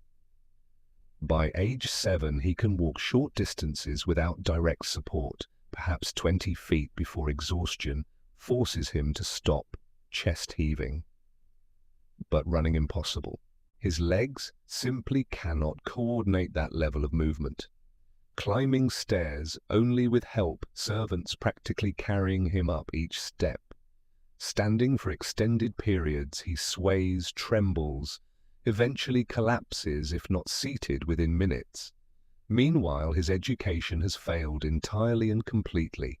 After 5 years of daily tutoring, after thousands of hours of patient instruction, Carlos José cannot read a single word, not even his own name written in large letters. Write anything beyond random marks that might charitably be called scribbles. Recite even the most basic prayers that every Catholic child learns before age 5. Answer simple questions like, "What is your name?" or "Who is your mother?" The tutors give up, though they won't admit it in those words. Not officially, they still arrive each morning, still sit with the prince, still go through the motions of teaching, but everyone knows it's pure performance now. Theatre to maintain the fiction that this child might someday be educated enough to rule an empire that stretches across the known world. Carlos José will never be educated. His mind, whatever capacity it might have had under different circumstances, seems locked behind some impenetrable fog that no amount of patient instruction can pierce or penetrate. He sits during lessons, wetness running down his chin in constant streams, his gaze directed at nothing in particular. Sometimes he makes sounds, random syllables strung together without meaning or pattern. Sometimes he reaches for objects on the table and misses completely, his depth perception broken, his spatial awareness non-existent. Sometimes he just weeps, soft, confused crying like a child lost in a dark forest who doesn't understand where he is or how he got there or why no one can help him. And the tutors sit there, trapped in this awful charade, pretending that someday, somehow, this child will be fit to rule one of the largest empires on earth. In the hallways outside his chambers, servants whisper when they think no one important is listening.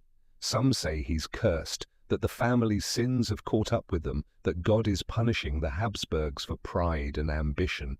Others claim witchcraft, that enemies of Spain have placed a spell on the royal family, corrupting the heir to destroy the dynasty. The more superstitious cross themselves when passing his door, as if his condition might spread like plague, as if proximity to him might bring misfortune. A few suggest very quietly in conversations that would be treason if overheard by the wrong ears that perhaps the prince should be removed from succession, placed in a monastery somewhere quiet, somewhere peaceful, somewhere far from Madrid. Let the crown pass to a cousin, a distant relative, anyone capable of actually ruling. But these whispers never reach the throne room. They never reach Queen Mariana's ears. Because Mariana will not hear of it, will not tolerate even the suggestion. Carlos José is her son.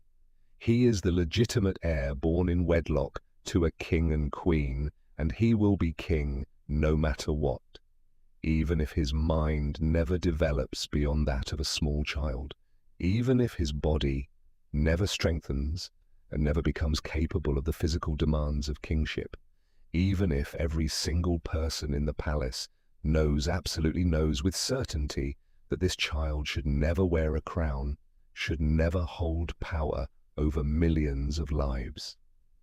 The performance will continue for 32 more years, until death finally ends what never should have begun. Royal Palace, Madrid, 1669. Carlos José is 8 years old, and today, for the first time in his life, he's being dressed in armor. Not real armor. He couldn't possibly bear the weight of actual battle plate, the kind his ancestors wore into combat. This is ceremonial armor made of thin steel, carefully painted to look impressive from a distance. It weighs perhaps 5 pounds. He can barely stand in it. Today is a public appearance, the first time Carlos José will be shown to the people of Madrid beyond the palace walls, beyond the carefully controlled world of courtiers who know how to avert their eyes. The royal advisors have debated this decision for months in tense meetings behind closed doors. Some argued it's too risky. What if the prince falls from his horse? What if he cannot maintain composure? The people will see the truth, and once they see, we cannot make them unsee. But Queen Mariana insisted with the force of absolute authority, with the desperation of a mother who needs to believe her son is normal. He is their prince. They must see him. They must know the Habsburg line continues strong. We cannot hide him forever, like some shameful secret. So servants dress him with infinite care. The lightweight armor over a padded doublet to protect his fragile bones from the metal. A crimson cape across his shoulders, secured so it won't slip and reveal the supports beneath. A small ceremonial sword at his hip tied firmly in place because his hands lack the strength to hold even its minimal weight. They position him on a white horse carefully selected for its calm temperament, a mare so docile she barely reacts to anything. He's not riding exactly, more like he's been arranged on the saddle like a piece of furniture, with servants walking on either side, ready to catch him if he slides off. The procession begins its slow journey through Madrid. Through the narrow streets between Plaza Mayor and the Alcázar, people pack every balcony and doorway. They've been waiting for this since before dawn. The smell of roasting chestnuts mixes with horse manure and unwashed crowds pressed together in the autumn heat. A street vendor selling meat pies stops mid-shout, staring like everyone else. Pressed against buildings hanging from windows, children hoisted onto parents' shoulders for a better view. For 8 years, rumors have swirled through the city about the prince like smoke. Some say he's magnificent, a future warrior king who will restore Spain's fading glory, who will make the empire great again. Others whisper darker things, that he's sickly, that something is wrong, that the court is hiding terrible secrets behind painted portraits. Now they'll finally see for themselves. The royal procession rounds the corner into the main plaza. First come the royal guard's polished armor, gleaming in sunlight, horses, stepping in perfect formation, a display of military might. Then the banners, golden red lions and castles, the symbols of Spanish power snapping in the breeze. Then the prince, and the crowd hesitates. This is not what they expected. This is not the magnificent future king they'd imagined from the official announcements. Carlos José sits on the white horse, but he's not sitting upright like a prince should. He's slumped forward, clearly held in place by servants' hands, barely hidden behind the horse's flanks. His head lolls to one side, unable to support its own weight.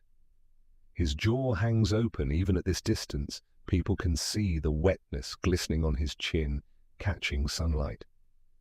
His eyes don't focus on the crowd, don't acknowledge their presence, don't see them at all. They stare somewhere past everything into nothing. For a long moment there's uncomfortable silence. Mothers pull their children closer. Men exchange glances. Everyone is thinking the same thing, but no one wants to say it first. Then scattered and uncertain, Viva el Principe, long live the prince. But the cheers sound hollow, forced more like a question than a declaration. People are looking at each other with confused, worried expressions. Is this really their future king? Is this what will rule Spain when King Felipe dies? Is this what 200 years of Habsburg glory has produced? The procession continues through the streets, but the enthusiasm doesn't build the way it should for a royal appearance. The cheers remain scattered, half-hearted, dying quickly in the autumn air. When it finally ends and Carlos José is returned to the palace, carefully lifted from his horse and carried inside like a child, Queen Mariana asks her advisors how it went. "Magnificently, Your Majesty." They lie with practiced smoothness, with the ease of courtiers who've spent years saying what needs to be said rather than what's true. The people were deeply moved by the prince's noble bearing and royal dignity. Mariana nods, satisfied with this fiction, choosing to believe because the alternative is unbearable. She doesn't hear the servants' whispers afterward in corridors and kitchens and stables, doesn't see the foreign ambassadors writing urgent letters home that very night by candlelight. The Spanish heir is gravely compromised. Should succession fall to him, the empire will face immediate crisis. All allies should prepare accordingly. The situation is worse than reported. She only sees what she wants to see her son alive, the future of Spain. Puberty should begin around age 10 for boys. Voices should start to deepen. Bodies should begin the transformation toward adulthood that nature designs. For Carlos José, it brings new problems that compound the existing ones, like debts collecting interest. His body tries to mature, but it's working with broken instructions, with code that doesn't know how to properly execute the complex changes of adolescence. His voice doesn't deepen properly, instead it cracks unpredictably into strange, high-pitched sounds that startle everyone who hears them. Facial hair starts to grow in patchy, uneven spots across his jaw and cheeks. Not the uniform growth of healthy adolescence, but random tufts that make him look unkempt, no matter how carefully servants groom him daily. His skin breaks out in severe eruptions that the court physicians cannot control, despite trying every treatment known to medicine. They try ointments made from crushed pearls imported at ridiculous expense. Special diets eliminating various foods one by one. Bloodletting to reduce heat in the blood. His face remains a landscape of inflamed bumps and forming scars that will mark him permanently. And he starts having episodes. Nobody knows what triggers them. Sometimes it seems to be stress, too many people in the room, too much noise, too much stimulation. Sometimes fatigue, he hasn't slept well, his body aches, everything is too much. Sometimes nothing visible at all, he'll be sitting quietly and suddenly explode like a powder keg. Tuesday afternoon.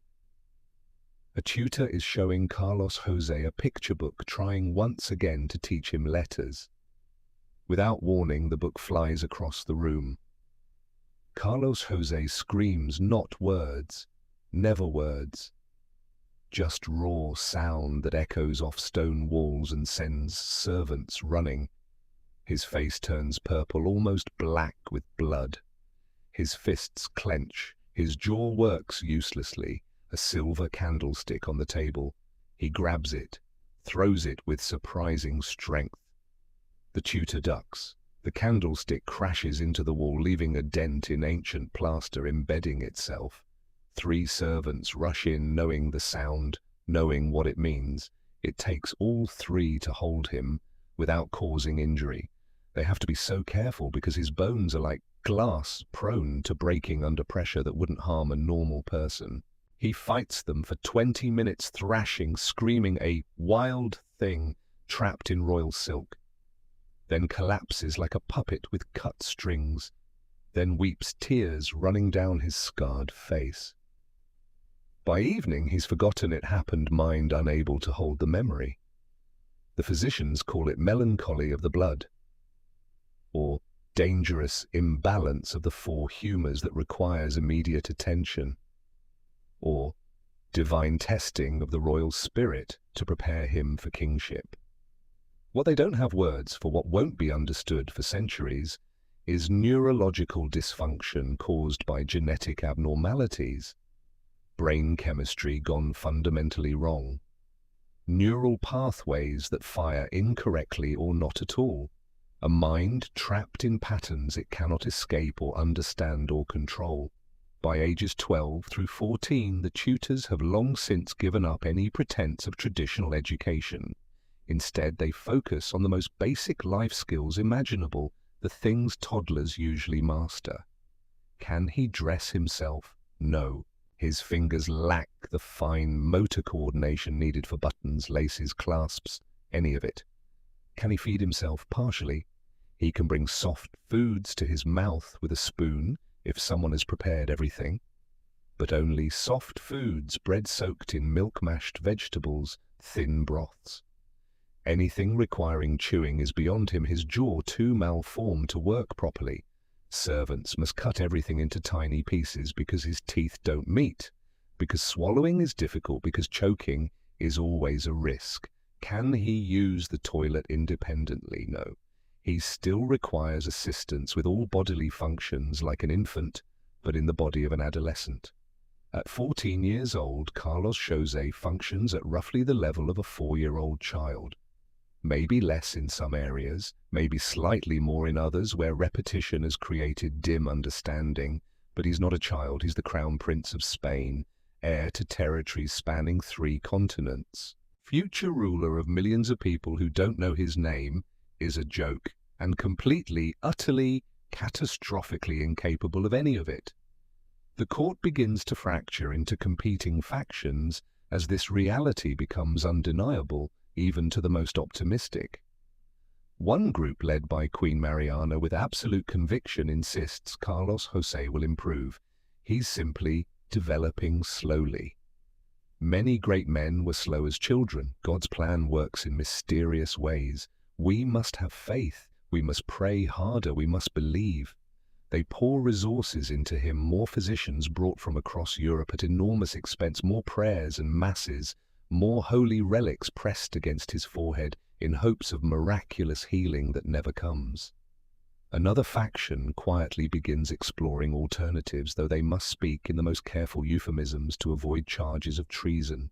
Distant cousins who might have claims. Possible regency arrangements where the prince would reign but not rule. Ways to preserve stability when not if, but when it becomes clear that Carlos José cannot truly govern. They speak in whispers and careful phrases. Should His Highness require substantial support in governing? What they mean, this boy will never rule. We need a backup plan before the empire collapses into chaos. But any such discussion is technically treason, punishable by death. So the conversations happen in corners behind closed doors in coded letters that could be burned if discovered.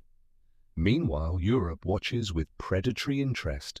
France under Louis XIV, ambitious and calculating. England recovering from civil war, looking to expand influence. The Dutch Republic, wealthy and ambitious. Austria, the Habsburg heartland, wondering if they should intervene. All of them tracking the health of the Spanish heir with intense attention because everyone understands the truth. When Carlos José eventually becomes king, and he will, because Mariana will accept, no alternative will go to war before allowing displacement.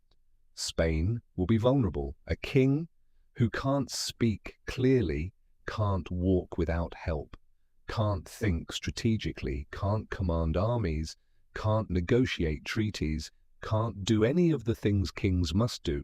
That's not just a weakness, that's an opportunity. Letters flow between European capitals like water finding cracks. The Habsburg line is failing before our eyes. Spain's power is becoming an illusion maintained through pride alone. When the prince takes the throne, we must be ready to move quickly. Alliances shift in anticipation, military budgets increase, generals study maps of Spain looking for weak points. Europe prepares for the inevitable collapse, but that collapse is still years away. First, there will be a wedding. Because even though Carlos José can barely function as a human being, let alone as a king, even though he has the mind of a small child and the body of a frail old man, even though everyone with eyes can see he's utterly unfit for marriage, let alone producing children, the dynasty demands an heir. The court demands continuity. Spain demands hope, however false, however impossible.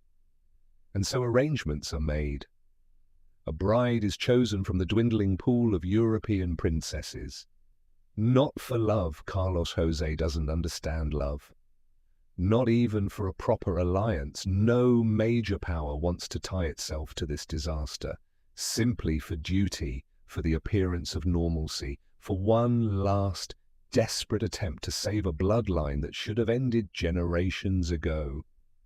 Palace of Versailles, France, 1678. Marie Louise d'Orléans is 17 years old. She's standing in front of a full-length mirror while servants adjust her traveling dress, checking every button and fold with practiced hands. Outside the window, the famous gardens of Versailles stretch in perfect geometric patterns, fountains, dancing in the sunlight, perfectly trimmed topiaries, gravel paths where she's walked since childhood, carefree and happy. This is her home. In 3 days it won't be any more. Because Marie Louise has just learned she's been chosen to marry the King of Spain, she should feel honored, her mother keeps telling her. Spain is still, at least on maps, at least on paper, one of the most powerful kingdoms in Europe. The Spanish court glitters with gold from the Americas, with prestige accumulated over centuries of conquest. And she'll be a queen, an actual queen wearing a crown, commanding servants. At 17.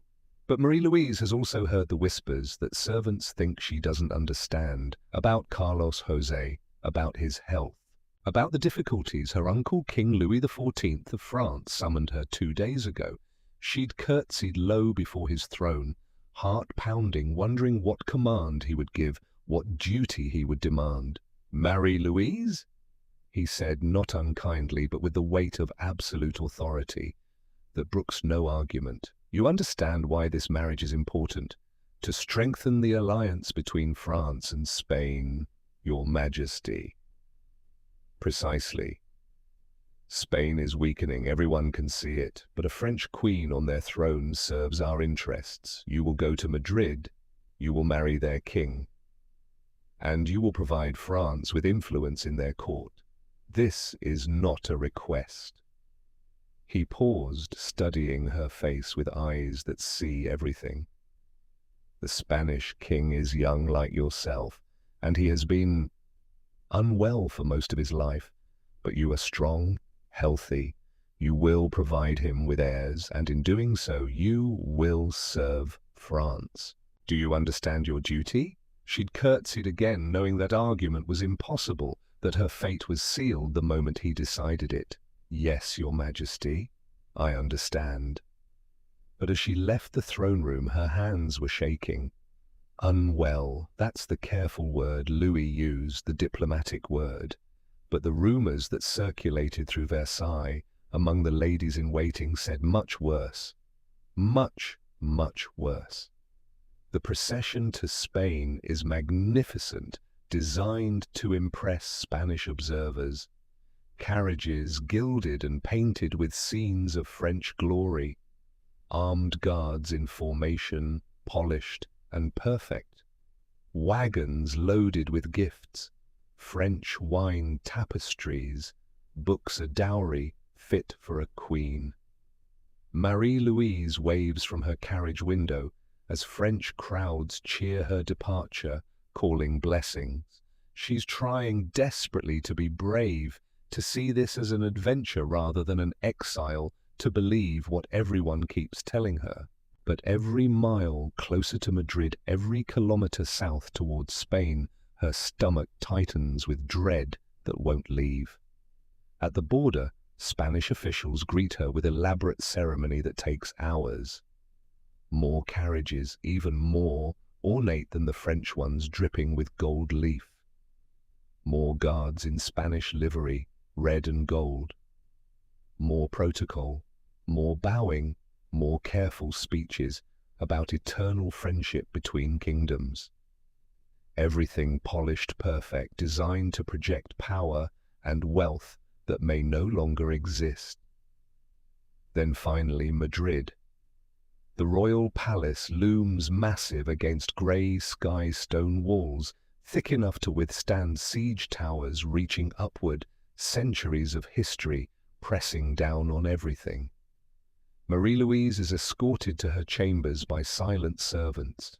They help her change into formal Spanish court dress, stiff brocade so heavy she can barely move, whalebone stays pressing into her ribs until breathing is difficult. She's powdered, perfumed, arranged like a doll. And then a servant announces in formal tones, His Majesty, King Carlos José II of Spain. The door opens. Marie Louise's first thought, the thought she can never voice aloud. He's a child. Her second thought as her eyes adjust to the dim light, he's my age, 17, but he looks. Carlos José enters the room slowly, painfully, slowly. Each step an effort. Two servants walk beside him, hands hovering near his elbows, ready to catch him if he stumbles, which seems likely. His clothes are magnificent velvet, silk, gold embroidery that probably cost a fortune, that probably impoverished some province to create. But his face. The jaw protrudes so far forward that his lips can't meet. Wetness glistens on his lower lip, threatening to drip onto his ornate collar. His eyes slide past her without focusing, without seeming to register her presence at all. He stops a few feet away, swaying slightly, doesn't speak. Just stands there, mouth gaping, breathing audibly through his nose. One of the servants whispers something to him in Spanish words Marie Louise doesn't catch. Carlos José makes a sound, Gah. That might be an attempt at words, but communicates nothing. Marie Louise, trained since childhood in perfect court etiquette, courtesies deeply, despite the screaming in her mind, despite wanting to run. Your Majesty, she says, voice steady through sheer force of will and years of practice. It is an honor to meet you. Carlos José stares at her, or past her. She can't tell which can't tell, if he sees her at all. After a long, horrible silence that stretches like hours, he turns and shuffles out of the room, servants guiding him like a child being led to bed.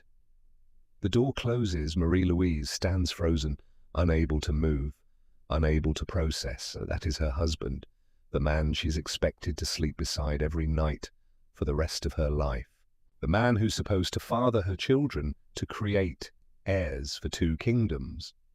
And from the vacant look in his eyes, she's not even certain he understood who she was or why she was there. The wedding ceremony on November the 19th, 1678, is everything a royal wedding should be, at least in appearance. The chapel filled with Spanish nobility in their finest, clothing jewels worth kingdoms. Bishops in elaborate vestments, heavy with gold thread and pearls.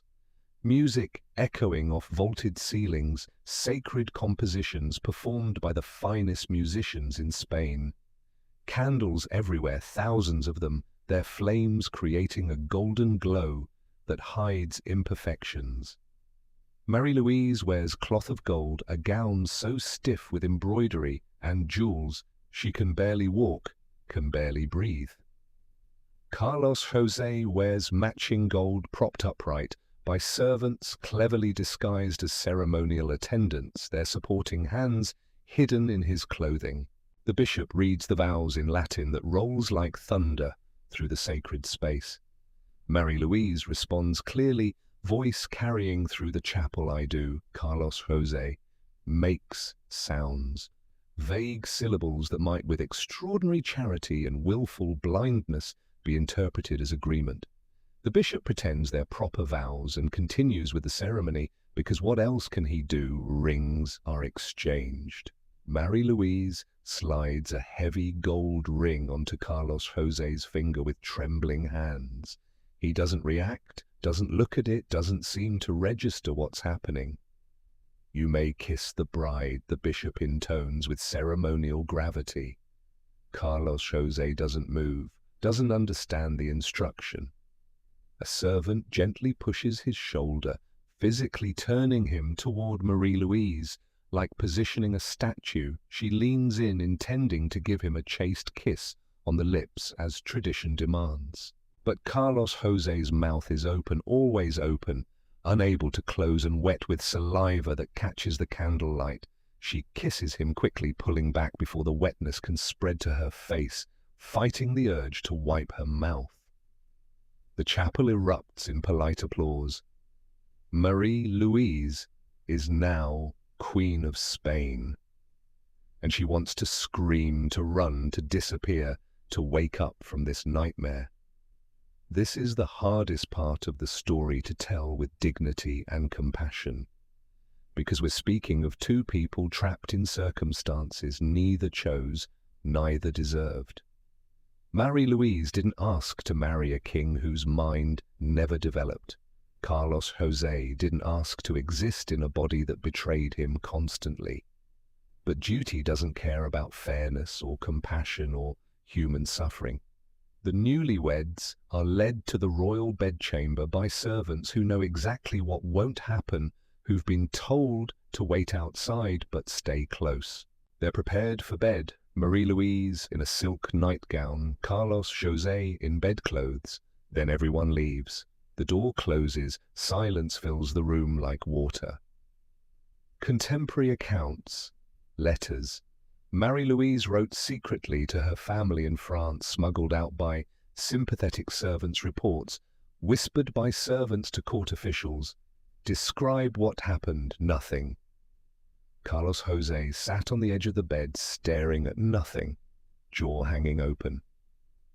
Marie Louise sat beside him, heart pounding, wondering what she was supposed to do, how this was supposed to work. Minutes passed like hours. She tried speaking, "Your Majesty." Response. No acknowledgement she'd spoken. She tried gently touching his hand. He flinched away as if burned, making a frightened sound. Hours crawled by in terrible silence. The candles burned lower. Eventually, Carlos José lay down and fell asleep, wetness soaking into the pillow. Marie Louise lay beside him, staring at the ceiling, wondering how this would possibly produce the heirs everyone expected, everyone demanded. The entire Spanish court waits for pregnancy news. Months pass, no announcement comes. Queen Mother Mariana begins to worry, then to panic. She summons Marie Louise for a private audience in her chambers. "Your Majesty," Mariana says, carefully voiced tight, with controlled fear. "Have you and the king fulfilled your marital duties?" Marie Louise's face burns with shame. "The king does not seem to understand what is expected, Your Majesty." Mariana's expression hardens like stone, jaw clenching. "Then you must guide him, instruct him, show him what must be done. "I have tried, Your Majesty," but he does not respond to any intimacy. He seems confused by it, frightened even. He pulls away. Silence stretches between them, heavy with implications. Mariana dismisses her with a wave, but the pressure intensifies dramatically over the following weeks. Royal physicians are brought in for examinations that humiliate everyone involved. They examine Carlos José in private, emerging with troubled faces and careful words. They examine Marie Louise, finding nothing wrong with her. They prescribe desperate measures, for him aphrodisiacs from across the empire. Powdered rhinoceros horn imported at great expense from distant lands. Ground pearls, raw oysters, all the supposed virility enhancers known to medicine and superstition. For her, prayers to specific saints known for fertility, herbs to encourage conception, sleeping positions supposedly favorable for pregnancy drawn from ancient texts. None of it works, because the problem isn't medical in any way they can treat. It's that Carlos José genuinely doesn't understand sex, cannot grasp the concept with his childlike mind. And even if he could understand, his body might not be capable of the act. Marie Louise stops trying after the first year of futile, humiliating attempts. What's the point of this torture? Instead, she retreats into her own shrinking world. She spends hours in the palace gardens, the only place that reminds her of Versailles, of home, of happiness that feels like it belonged to someone else. She writes desperate letters to France that become increasingly plaintive. "Uncle, please, can I come home, even for a visit, even for a few weeks? I am dying here slowly. I cannot bear this existence much longer." Louis XIV writes back with cold political logic that offers no comfort. "You are Queen of Spain. Your duty is there. France needs this alliance. You cannot abandon your post. Endure." So she stays because she has no choice. Trapped. Watching Carlos José shuffle through hallways, wetness running down his chin, constantly leaving trails on his expensive clothes, enduring dinners where he struggles to eat food falling from his mouth onto the table, servants rushing to clean up, sitting through endless ceremonies where he's propped upright, like a decorated corpse, while ministers pretend to consult him on matters he cannot possibly comprehend. She's 27 years old. She looks 50. Her health deteriorates from stress and hopelessness and the slow death of the spirit.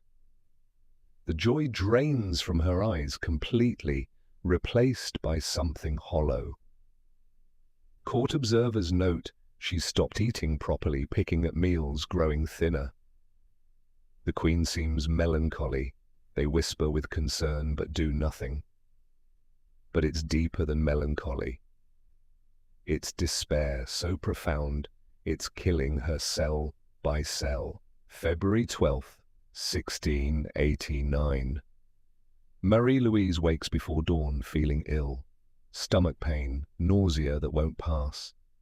She dismisses it initially. She's often sick these days, from stress, from unhappiness that manifests physically. But the pain gets worse throughout the day, sharp and getting sharper. By evening, she's doubled over in her chambers, crying out despite trying to maintain dignity. Physicians rush to her rooms with their bags of useless tools. They try their standard treatments, bloodletting to release bad humors, herbal remedies that taste like poison, prayers muttered over her writhing form. Nothing helps. The pain intensifies beyond anything she's ever felt. Within hours, her condition deteriorates catastrophically. Her skin turns gray like ash. She begins vomiting violently, uncontrollably, bringing up everything in her stomach, and then bile. By midnight, she's barely conscious, drifting in and out. At dawn on February 13th, Marie Louise d'Orléans, Queen of Spain, aged 27, dies. The official cause recorded in palace documents: intestinal blockage. Some historians studying the period suspect Poison Palace intrigue, political enemies, plots within plots. Others believe it was appendicitis or peritonitis, both deadly in an age without antibiotics, or surgical intervention when cutting open the body meant certain death. But maybe, just maybe, it was something simpler and sadder. Maybe it was grief. 10 years of hopelessness, 10 years trapped in a nightmare with no exit. 10 years sleeping beside a husband who couldn't understand her, couldn't speak to her, couldn't provide even basic companionship or kindness. And her body simply gave up, stopped fighting, chose death over one more day.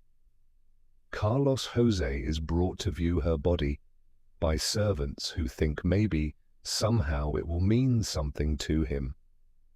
They guide him into the chamber where she lies in state, dressed in white hands, folded across her chest, face peaceful at last, finally free.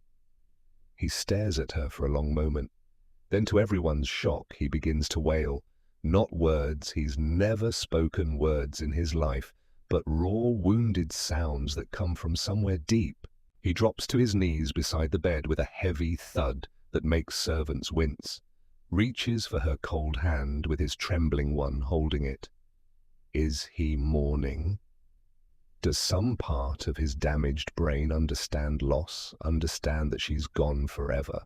Or is this just confusion, another person gone from his limited world, another disruption to his routine? No one knows. No one will ever know. They let him cry for several minutes, the sound echoing through the stone chamber. Then servants gently pull him away because the display is unseemly for a king, because there are protocols, even for grief. He'll forget within days, memory unable to hold on to anything for long. His mind can't hold on to grief any more than it can hold on to joy or understanding or hope. But Marie Louise is dead. 10 years of marriage. No children, no heir, no hope. Spain's future remains as broken as its king. And in courts across Europe, letters circulate with renewed urgency. The Spanish king's wife has died childless. The dynasty is failing visibly. All nations should prepare for war over the succession. This cannot last much longer. Madrid, 1689. Queen Mother Mariana is 60 years old, face lined with worry and determination that's hardened into something like madness. Her son, King Carlos José, is 28. He's just been widowed, and she has one thought, one singular obsession that consumes every waking moment. He must remarry. He must try again, because without an heir, everything falls apart. The Spanish throne, the territories in Italy, the Netherlands, the vast holdings in the Americas, all of it becomes contested the moment Carlos José dies without a son. And he will die. Everyone knows it, though no one says it in her presence. His health deteriorates monthly, sometimes weekly, sometimes daily. So Mariana begins the search for a new bride with urgent desperation that borders on panic. The requirements: young childbearing age, preferably early 20s or younger, someone who can endure multiple pregnancies, healthy, strong enough to survive childbirth repeatedly. Royal bloodline still matters even now, even after everything. Desperate enough to accept this is the hardest requirement. Because by 1689, everyone in Europe knows about Carlos José. The portraits lie showing a dignified if stern-looking monarch with careful lighting. But the letters from ambassadors tell the truth in coded language that everyone understands. The Spanish king cannot walk unassisted. His speech is incomprehensible sounds without meaning. His mind is that of a small child. He will never father children. Any princess sent to him faces a life of isolation and despair. We cannot recommend this match. What family would willingly send their daughter into this prison? The choice falls on Maria Anna of Pfalz-Neuburg. She's 26 years old, German, Catholic, from a noble but financially struggling family that sees opportunity in disaster. When the proposal arrives, Queen of Spain, a crown status, her family sees only the title, not the curse attached. Never mind the warnings from those who know. Never mind the rumors that circulate. This is royalty. This is power. This is their chance to rise. Maria Anna doesn't want to go. She's heard the stories. She knows what awaits. But in 1689, noble daughters don't get to choose their husbands or their fates or their futures. The second wedding on May 4th, 1690, is less elaborate than the first. Spain can't afford extravagance anymore. The treasury is nearly empty, drained by wars and debt and decades of mismanagement. But there are still protocols to observe, appearances to maintain, even if the gold is gilt. Maria Anna arrives in Madrid, pale and silent, knowing what awaits, having no illusions. She's shown to Carlos José in a private audience. He barely reacts to her presence, just stares with that vacant look she's heard about, jaw gaping, wetness dripping. At the ceremony, she says her vows clearly and firmly, voice not trembling. He makes sounds the priest interprets charitably as consent, as agreement, as vows. And Spain has a new queen. But Maria Anna quickly discovers what Marie Louise learned through bitter experience. There will be no children. Carlos José's body, already failing in so many ways, is now beyond even the pretense of virility, beyond even the possibility. The physicians examine him in private, their conclusion written in the most careful medical euphemisms for the official record. His Majesty's anatomy shows signs of severe underdevelopment. Natural conception appears impossible. We recommend prayers and holy intervention. In modern terms, Carlos José is effectively sterile. The genetic catastrophe that created him also rendered him unable to pass on those genes. Nature's emergency brake, preventing further disaster. Carlos José's physical decline accelerates like a cart rolling downhill without brakes. His legs can no longer support even his minimal weight.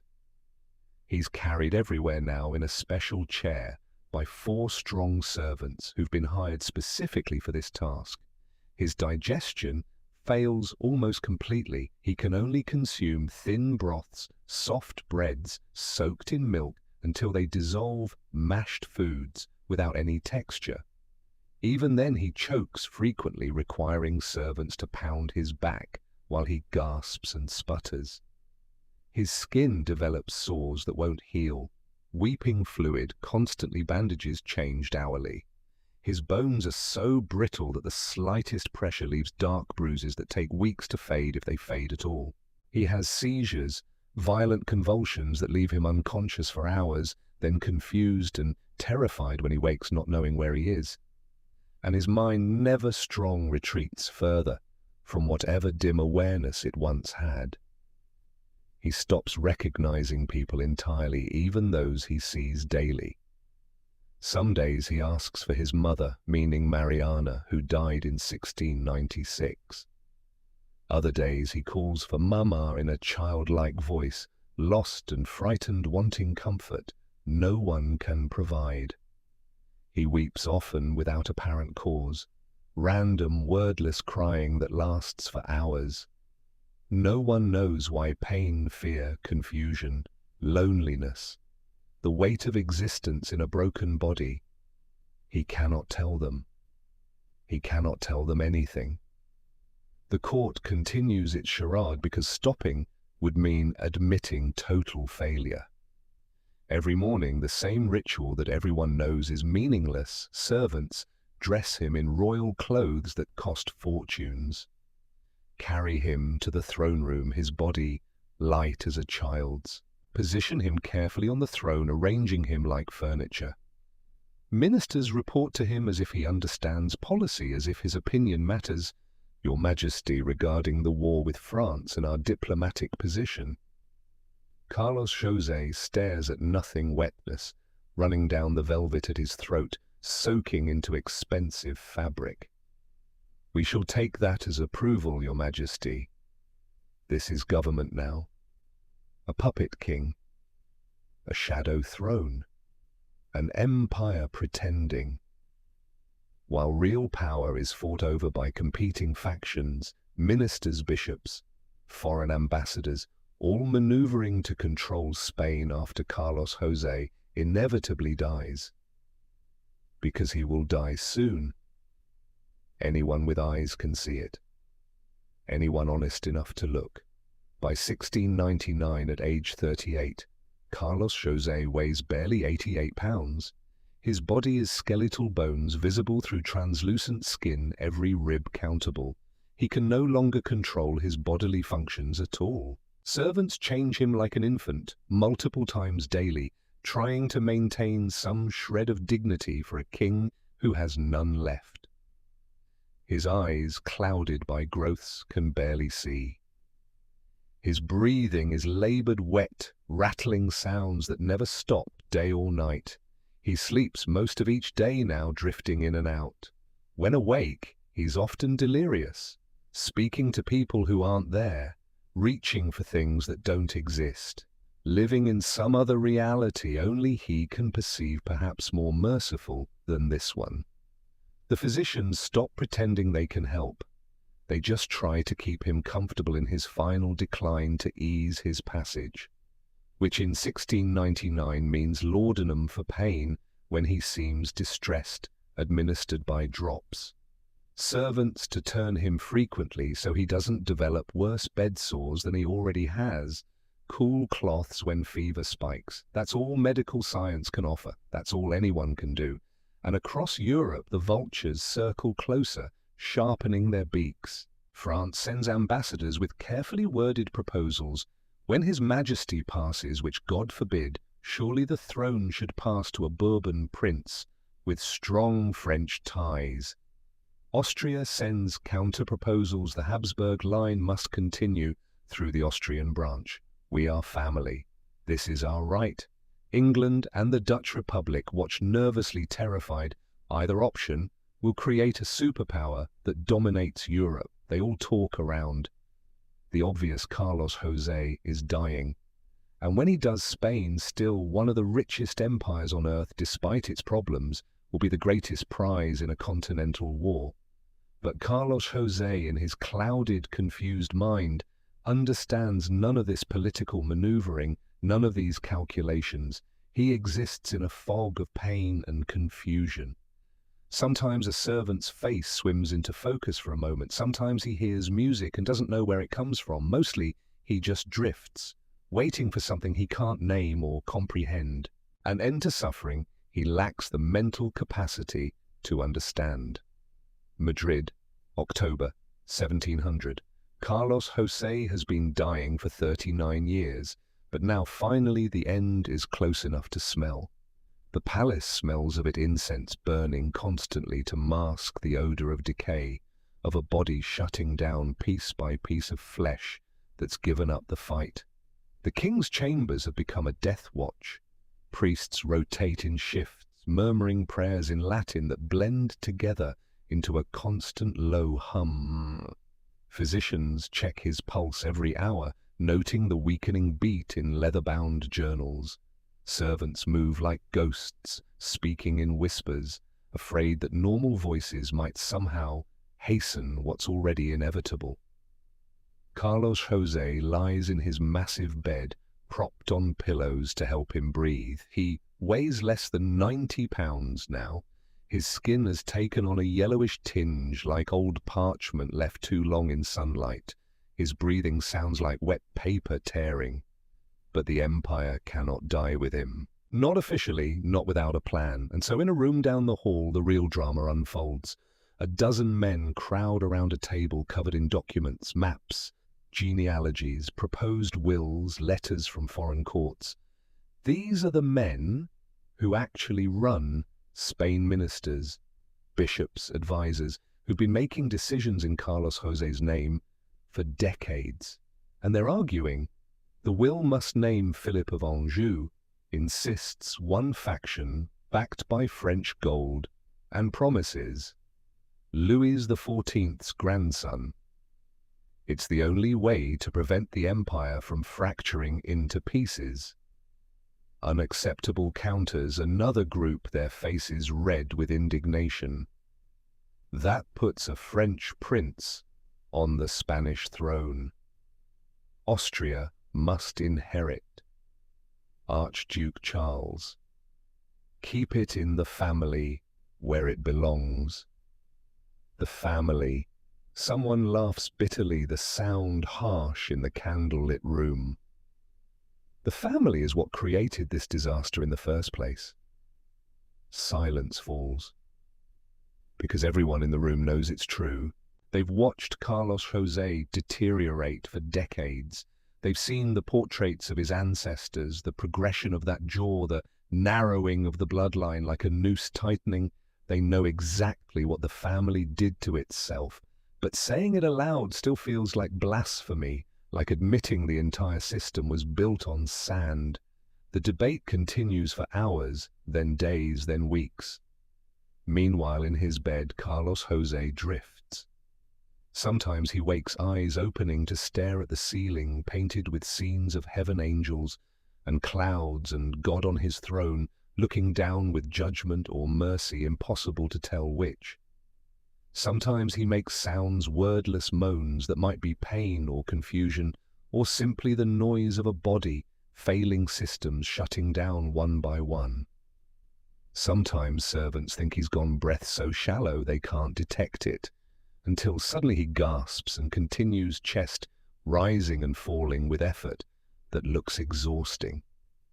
He cannot speak, cannot communicate, cannot express any preference about who should inherit the empire he never ruled, never understood, never even comprehended. But a will must be written in his name, because that's how succession works, how legitimacy is established, how wars might possibly be avoided if everyone agrees to respect the dying king's wishes. And so they bring him documents. A priest reads aloud in Spanish slowly, as if Carlos José can understand the words that wash over him like meaningless sound. Your Majesty, this document names Philip of Anjou as your heir to inherit all Spanish territories and crowns. Do you consent to this arrangement? Carlos José stares at the ceiling, at the painted angels. Does he see them? Does he see anything at all? They place a quill in his hand. His fingers are so thin now, just bone wrapped in translucent skin. They guide his hand across parchment, helping him make a mark that might, if you're very charitable, if you squint and want desperately to believe, resemble a signature. More like a child's scribble, more like random lines. But it's there, in ink, witnessed by bishops and nobles. There the priest says, satisfaction in his voice, masking deeper anxiety. His Majesty has spoken. His will is clear.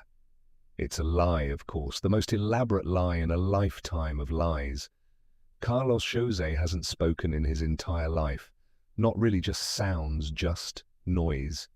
This decision was made by factions and politics and French gold-changing hands in dark corners. But the will is legal, signed, witnessed by men of God and nobility. Philip of Anjou, grandson of Louis XIV of France, is now heir to the Spanish Empire. The French faction celebrates quietly, carefully behind closed doors.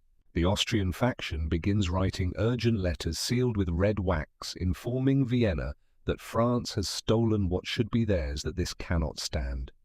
And across Europe, from London to Vienna to Amsterdam, generals begin reviewing maps, checking supply lines, calculating how long it would take to mobilize armies, sharpening swords that haven't been used in years.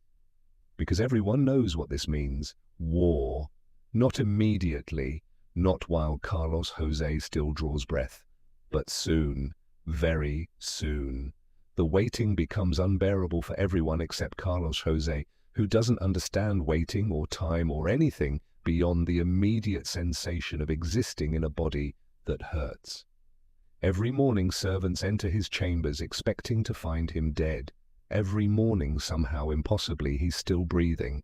It's as if his body has forgotten how to die, as if 3 decades of barely living has trained it to continue out of pure habit, muscle memory, biological momentum.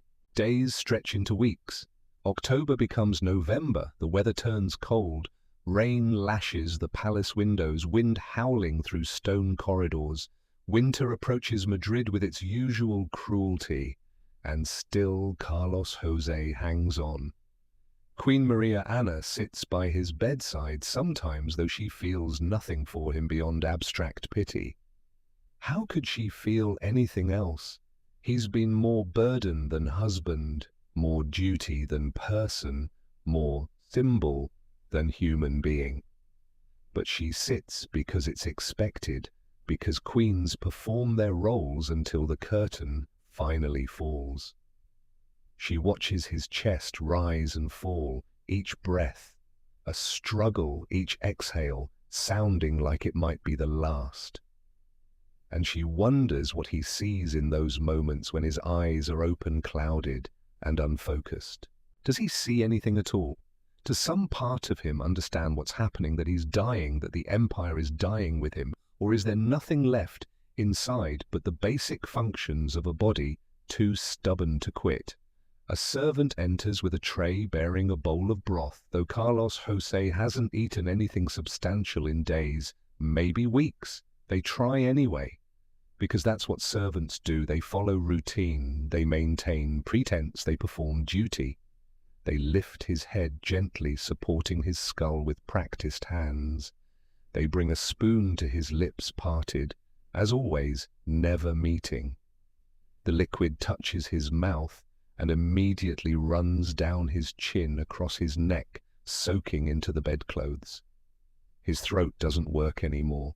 The muscles have forgotten how to swallow, how to coordinate the complex series of actions that move food from mouth to stomach. They lay him back down, gently, carefully, as if he's made of glass. His breathing changes, becomes more labored, more irregular, pauses stretching longer between each breath. A physician checks his pulse, fingers pressed against Carlos José's wrist, where veins show blue through skin like paper. Not long now, he murmurs to the priest standing nearby, voice so low, only the two of them can hear. The priest nods and begins the prayers for the dying, the sacred words in Latin that are supposed to ease the soul's passage from this world to the next. In manus tuas Domine commendo spiritum meum. Into your hands, Lord, I commend my spirit. Outside the palace, Madrid goes about its business with the usual chaos of city life. Markets open at dawn, vendors calling their wares fresh bread oil, wine, fish brought from the coast. Taverns fill with workers seeking warmth and cheap alcohol. Children play in streets that smell of cooking fires and horse manure and humanity pressed together. Most people have forgotten they even have a king, or if they remember, they don't think about him. Spain has been running without him for so long that his death will barely register, except as an excuse for a day of official mourning, for black banners hung from balconies, for churches to hold special masses. Life will continue, it always does, but in courts across Europe, ambassadors wait by their windows watching for riders, watching for the signal, watching for the moment when everything changes. In Vienna, Archduke Charles is already being fitted for crowns and rehearsing the bearing of a king. Austrian advisors, certain the throne will be theirs, despite what the will says, despite French gold and signatures. In Versailles, Philip of Anjou practices Spanish phrases with tutors who correct his pronunciation, learning protocols of the Spanish court, preparing to claim what the will has promised him.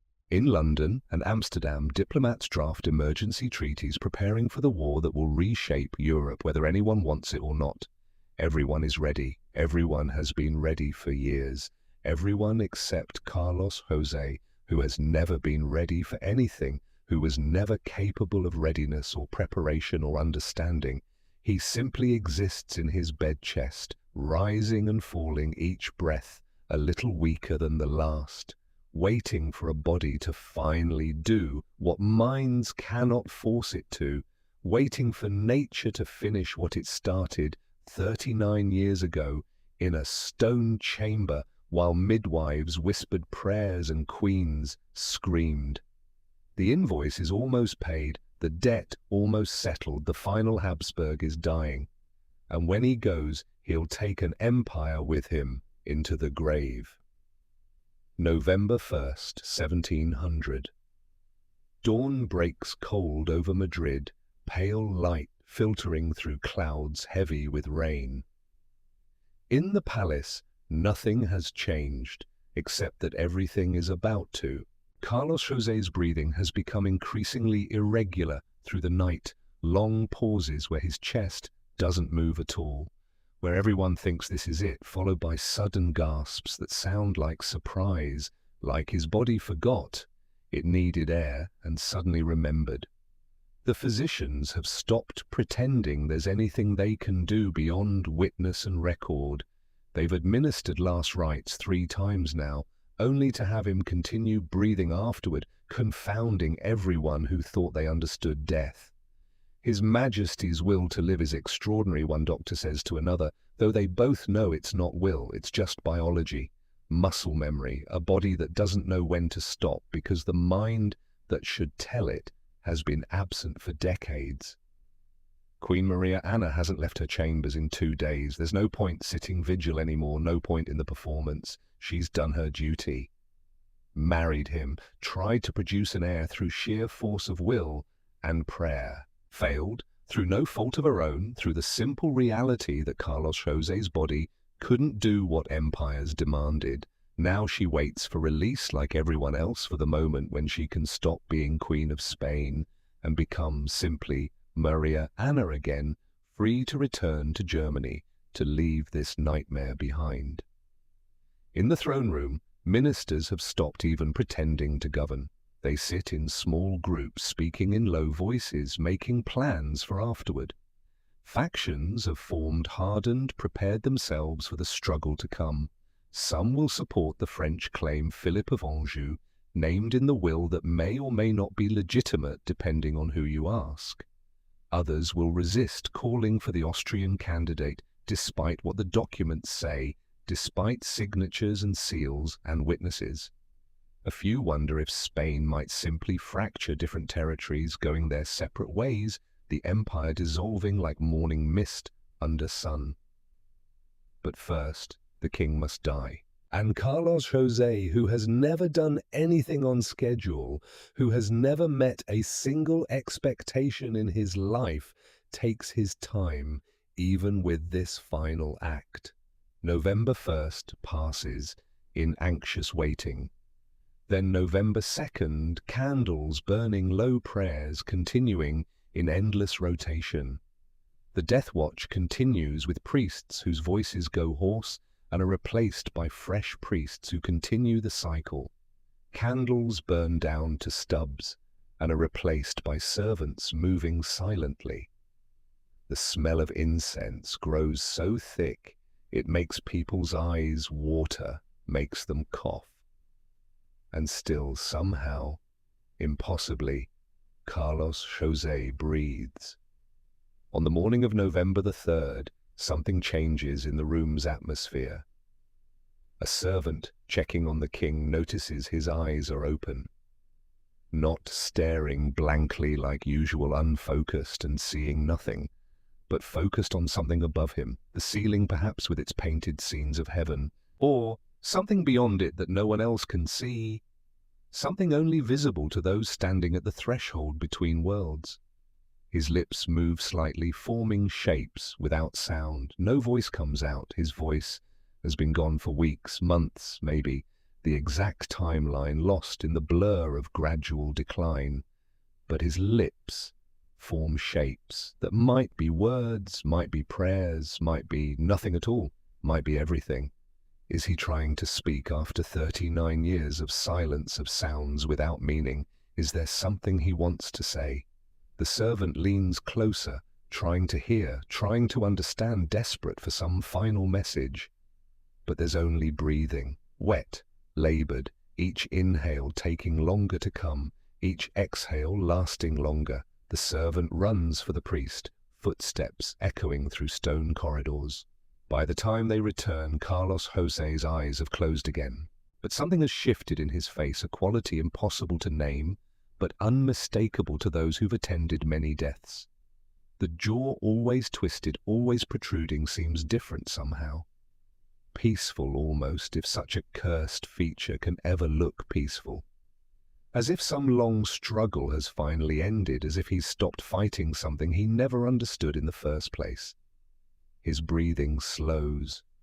Each exhale takes longer to follow each inhale. The pauses stretch. 10 seconds. 20. 30. The priest begins the final prayers, voice steady, despite years of practice not preparing him for this moment, for the end of a dynasty that has ruled for 2 centuries. In manus tuas domine commendo spiritum meum. Everyone in the room knows what's happening. This is it, the actual end, after all the false alarms, all the near deaths, all the times they thought he was gone. Only to have him gasp back to life this time is different. They can feel it in the air, taste it like copper on their tongues. A breath. A long pause that seems to last forever. Another breath, barely perceptible, barely moving his chest. Another pause, longer still. The priest's voice fills the silence. Requiem aeternam, dona e Domine. Grant him eternal rest, O Lord. One more breath. So faint it barely disturbs the air, barely registers as movement. Then nothing. The room holds its collective breath, waiting, not quite believing. 10 seconds. 20. 30. A full minute passes in absolute silence. The physician steps forward, places his fingers on Carlos José's neck, feeling for a pulse that isn't there. Nothing. No beat, no flutter, no sign of life. He holds a small mirror to the king's lips, checking for breath. The glass remains perfectly clear. No fog, no condensation. He looks at the priest and nods once slowly. It's over. King Carlos José II of Spain is dead. The priest crosses himself, then closes the king's eyes with gentle fingers, pulling the lids down over those clouded pupils that saw so little of this world. For a moment no one moves, no one speaks. They simply stand in the presence of what this means, the weight of it settling on their shoulders like physical burden. An empire without an emperor. A throne without an heir. 200 years of Habsburg rule in Spain, ending in this cold room with a body that weighs less than a child, that never produced children, that was itself the final product of a strategy gone catastrophically wrong. Then, as if released from a spell, everyone moves at once. A servant runs to inform Queen Maria Anna, footsteps echoing. Another rushes to the ministers waiting in the throne room, the news they've been expecting but dreading. The physician begins noting the exact time of death in his journal, just before sunrise on November the 3rd, 1700, recording it with careful precision for history to remember. The priest continues his prayers, though the soul he's praying for has either already fled or was never quite there to begin with, depending on your theology and your willingness to confront uncomfortable truths. And in the bed, Carlos José lies still for the first time in his life.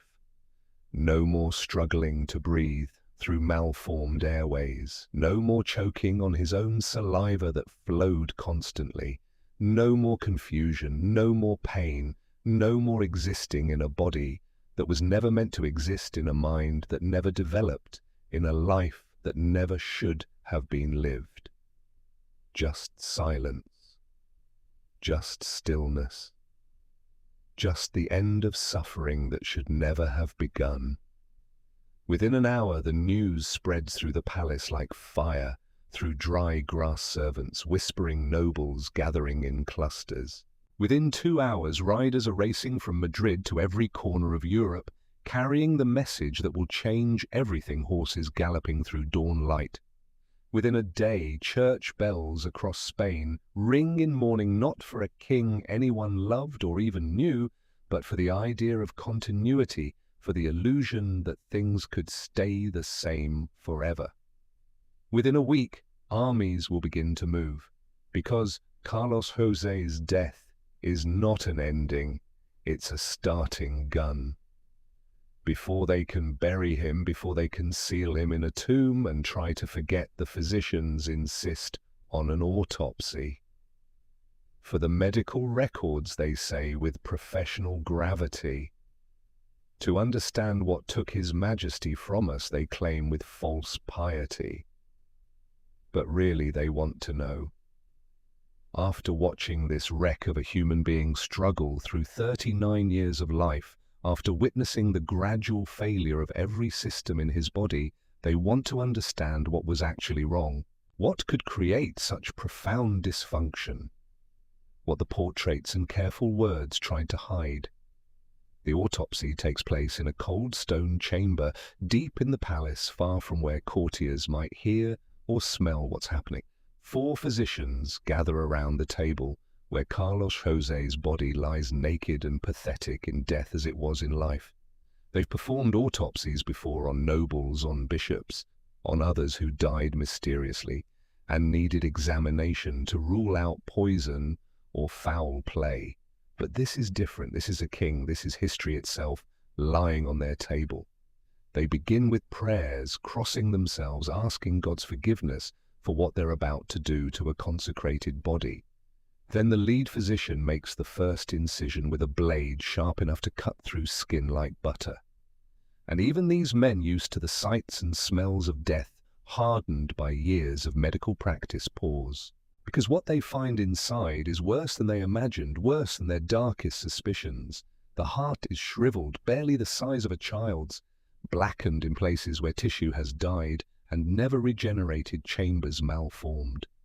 How did this pump blood for 39 years? One physician whispers genuine awe in his voice.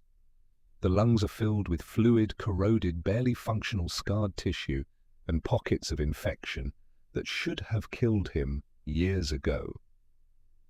It's a miracle he could breathe at all, another says, shaking his head. The liver is spotted with disease, failing long before death arrived, mottled yellow and brown. The intestines are in such poor condition that one physician mutters, "How did he process any food? These are rotting. While he lived, the kidneys are malformed, undersized, doing perhaps a quarter of what healthy kidneys should do. The reproductive organs are, as one doctor writes carefully in his notes with euphemisms, completely undeveloped, incapable of function, resembling those of a prepubescent child, sterile, always had been, always would have been. No amount of prayer or herbs or political pressure could have changed it. But it's the skull that shocks them most. When they open it carefully with saw and chisel, they find it partially filled with fluid where brain tissue should be. The brain itself is smaller than it should be, withered with visible abnormalities that even their limited understanding of anatomy recognizes as catastrophically wrong. Sections that should be developed are barely there. Neural tissue that should connect different regions is absent or malformed. One physician, the eldest, who has studied at the finest universities of Europe at Salamanca and Bologna and Paris, stares at what he's seeing and understands something his colleagues don't yet grasp.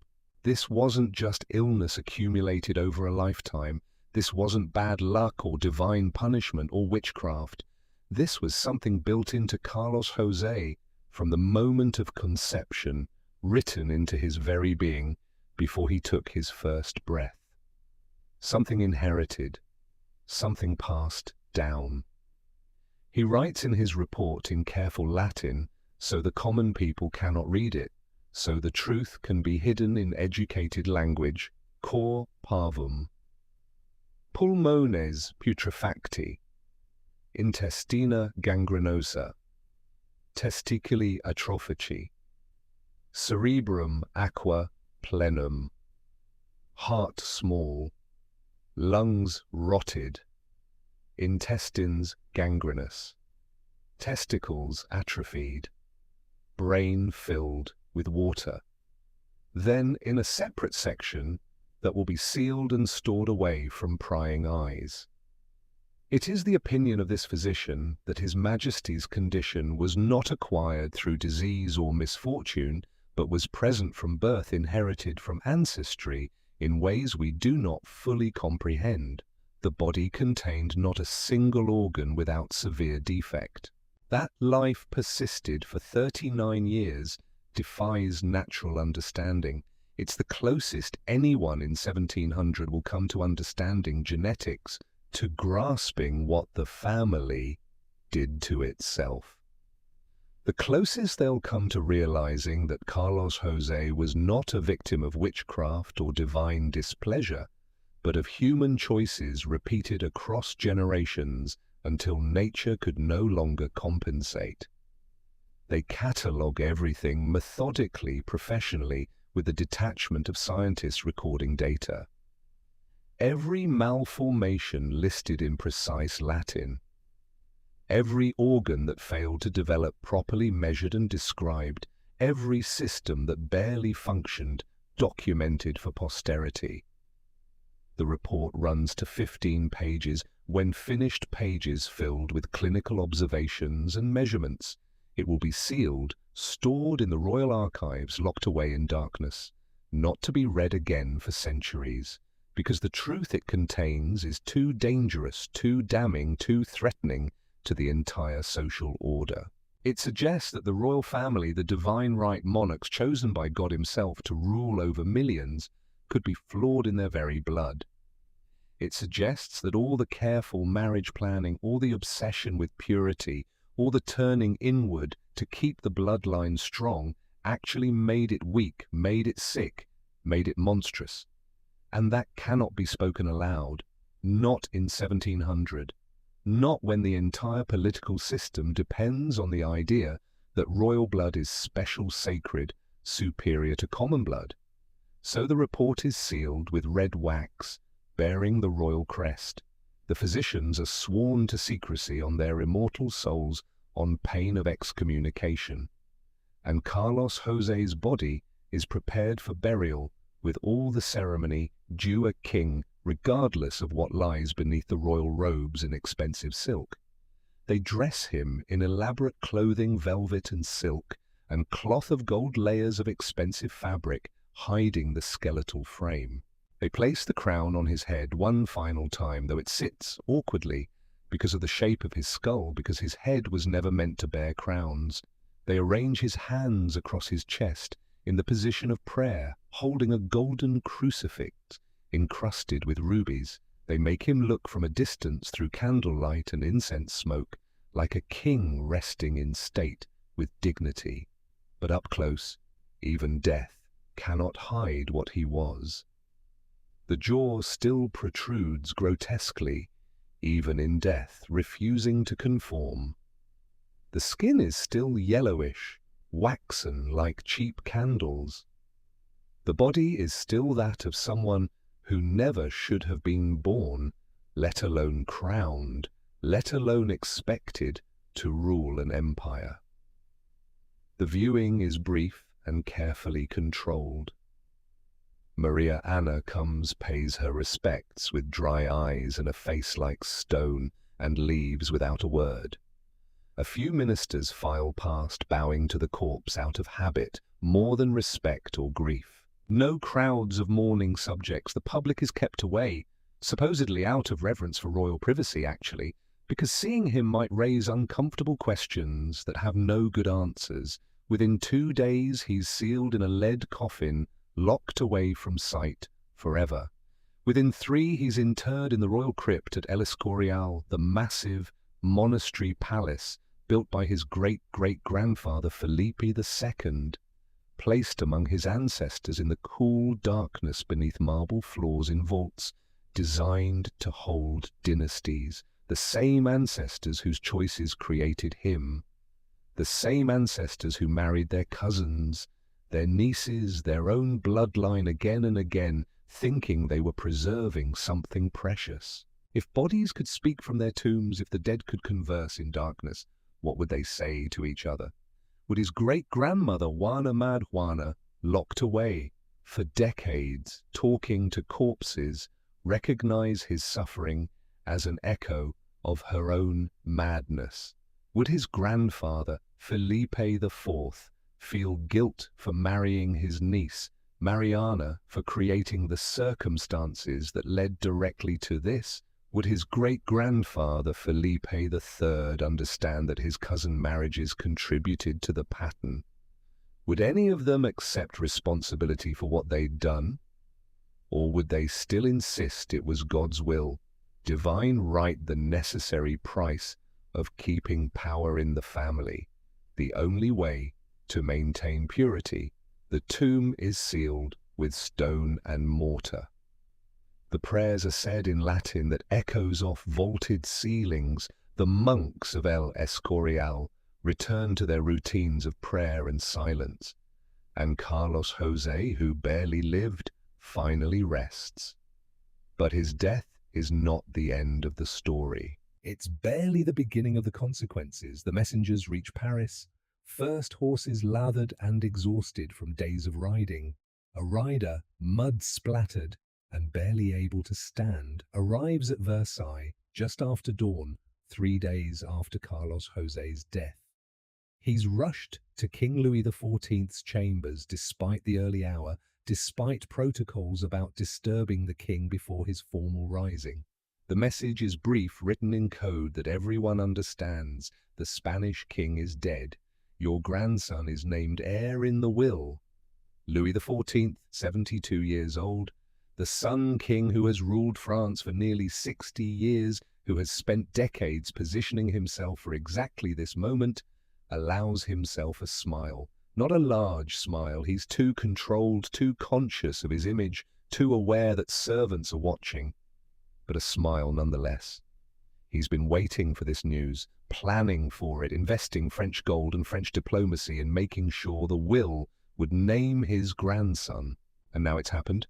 His grandson, Philip, currently Duke of Anjou, a boy of 17, with French education and French loyalties, is about to become Philip V of Spain. France and Spain united under the Bourbon family, the greatest power Europe has ever seen, a superpower that would dwarf any rival. Gentleman Louis announces to his advisors that morning, standing before them in his private chambers, with satisfaction radiating from every pore, there are no more Pyrenees. The mountain range that separates France and Spain, it might as well not exist anymore, he means. The two kingdoms are effectively one. The balance of power in Europe has just shifted dramatically in France's favor. But in Vienna, a different message arrives, and the reaction is fury. Archduke Charles reads the dispatch with hands that tremble, not from age but from rage barely controlled. His advisors huddle around him in the Hofburg Palace, indignant, outraged, already planning responses. The will is invalid, they insist, voices rising. Carlos José was mentally incompetent his entire life. He couldn't have made this decision. The signatures are forgeries or forced. The throne belongs to you, to the Austrian Habsburgs, who are the legitimate branch of the family. Charles, younger and less experienced than Louis, more hesitant by nature, nods slowly. He didn't particularly want to be king of Spain, didn't seek this burden. But his family has ruled there for 200 years, since Carlos V united the Spanish and Austrian branches. Letting it go to France is unthinkable, an insult to Habsburg honor and Austrian interests. Prepare our claim, he says quietly. Make it clear we will not accept this French theft. In London, King William III receives the news with the cold calculation of a man who understands exactly what's about to happen. He doesn't care personally who sits on the Spanish throne. Spanish politics are Spain's problem. But he cares very much about the balance of power in Europe, about preventing any single nation from becoming too dominant. And a Franco-Spanish superpower, under Louis XIV, is a direct threat to everything, to English trade, to Dutch independence, to the careful equilibrium that keeps Europe from constant warfare. Within days, he's meeting with Dutch representatives in private chambers. Within weeks, a coalition is forming like storm clouds gathering.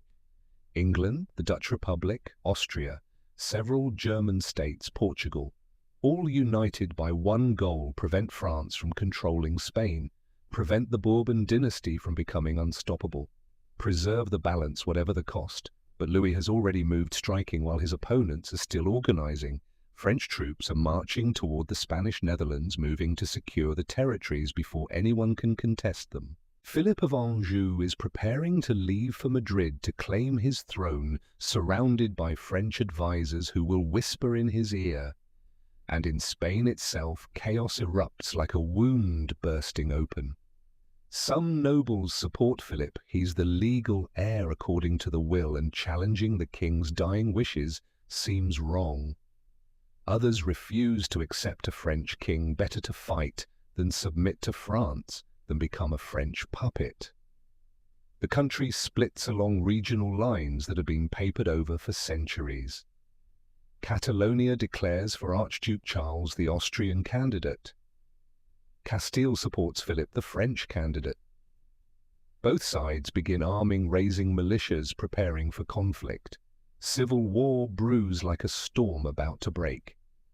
By spring of 1701, Europe is mobilizing for war, armies assembling, supplies being gathered. By summer, the first battles are fought, minor skirmishes that test resolve and preparation. By autumn, the continent is fully at war in a conflict that will reshape everything. They'll call it the War of the Spanish Succession. It will last 13 years. 13 brutal years that will devastate Europe, from Spain to the Netherlands to Germany to Italy. 13 years of battlefields across the continent, of cities besieged, of villages burned, of farmland destroyed, of populations displaced. 13 years of soldiers dying in muddy fields, in trenches, in hospitals filled with screaming wounded. Some of the most famous battles in European history will be fought during this war. Blenheim in 1704, where the Duke of Marlborough crushes French forces and shatters Louis XIV's aura of invincibility. Ramillies in 1706, another devastating French defeat. Oudenarde in 1708, Malplaquet in 1709, a bloodbath that kills over 30,000 men in a single day and leaves both sides traumatized. The names will echo through military academies for centuries, studied by generals trying to understand tactics and strategy. But behind each famous battle are thousands of individual tragedies that history forgets. Hundreds of thousands will die before the war ends. Maybe more exact counts are impossible, when entire regions are devastated, when records are destroyed, when bodies are left unburied in mass graves. Soldiers, yes, professional soldiers fighting for kings they've never met over causes they don't understand, but also civilians, always civilians, farmers whose crops are burned by passing armies, who starve through winters without food, townsfolk whose cities are besieged for months, eating rats and leather before surrendering, women and children caught in the crossfire, displaced refugees wandering roads looking for safety that doesn't exist. And it's all because Carlos José died without an heir. All because the Habsburg obsession with purity created a king who couldn't function, couldn't reproduce, couldn't do the one thing dynasties require. All because marrying cousins for 200 years finally collapsed the bloodline so completely that nature itself refused to continue it. One man's genetic catastrophe becomes Europe's bloodiest war in generations. The irony would be funny if it weren't written in corpses and burned cities, and mothers weeping over sons who won't come home. Picture a soldier 18 years old, conscripted from a village in Flanders whose name no one remembers.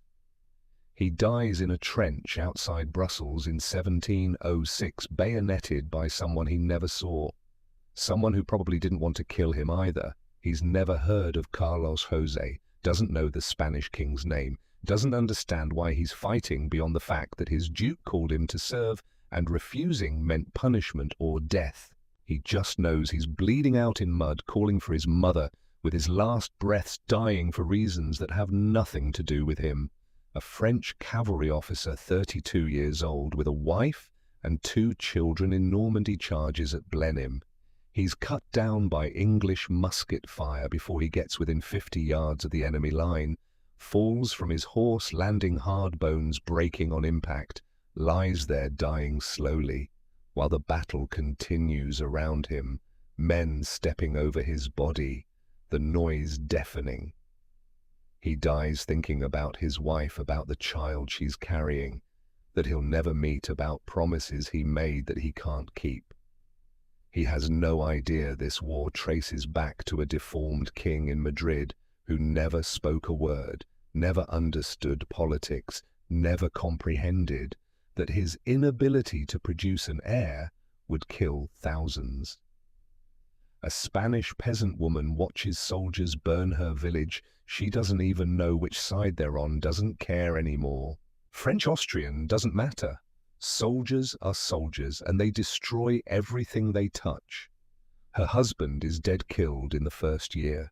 Her sons are conscripted, marched off to fight in armies that promise glory and deliver only mass graves. Her home is ashes, her animals stolen or slaughtered, her future erased. She knows nothing of royal bloodlines or succession crises or the complex politics that led to this. She only knows that the powerful have once again destroyed the powerless, that kings and nobles play their games, and ordinary people pay the price in blood. The war grinds on year after year, consuming lives and treasure and hope. By 1710, everyone is exhausted. The treasuries are empty, drained by the constant need to pay soldiers, buy weapons, maintain armies in the field. The populations are depleted, entire generations of young men killed or crippled.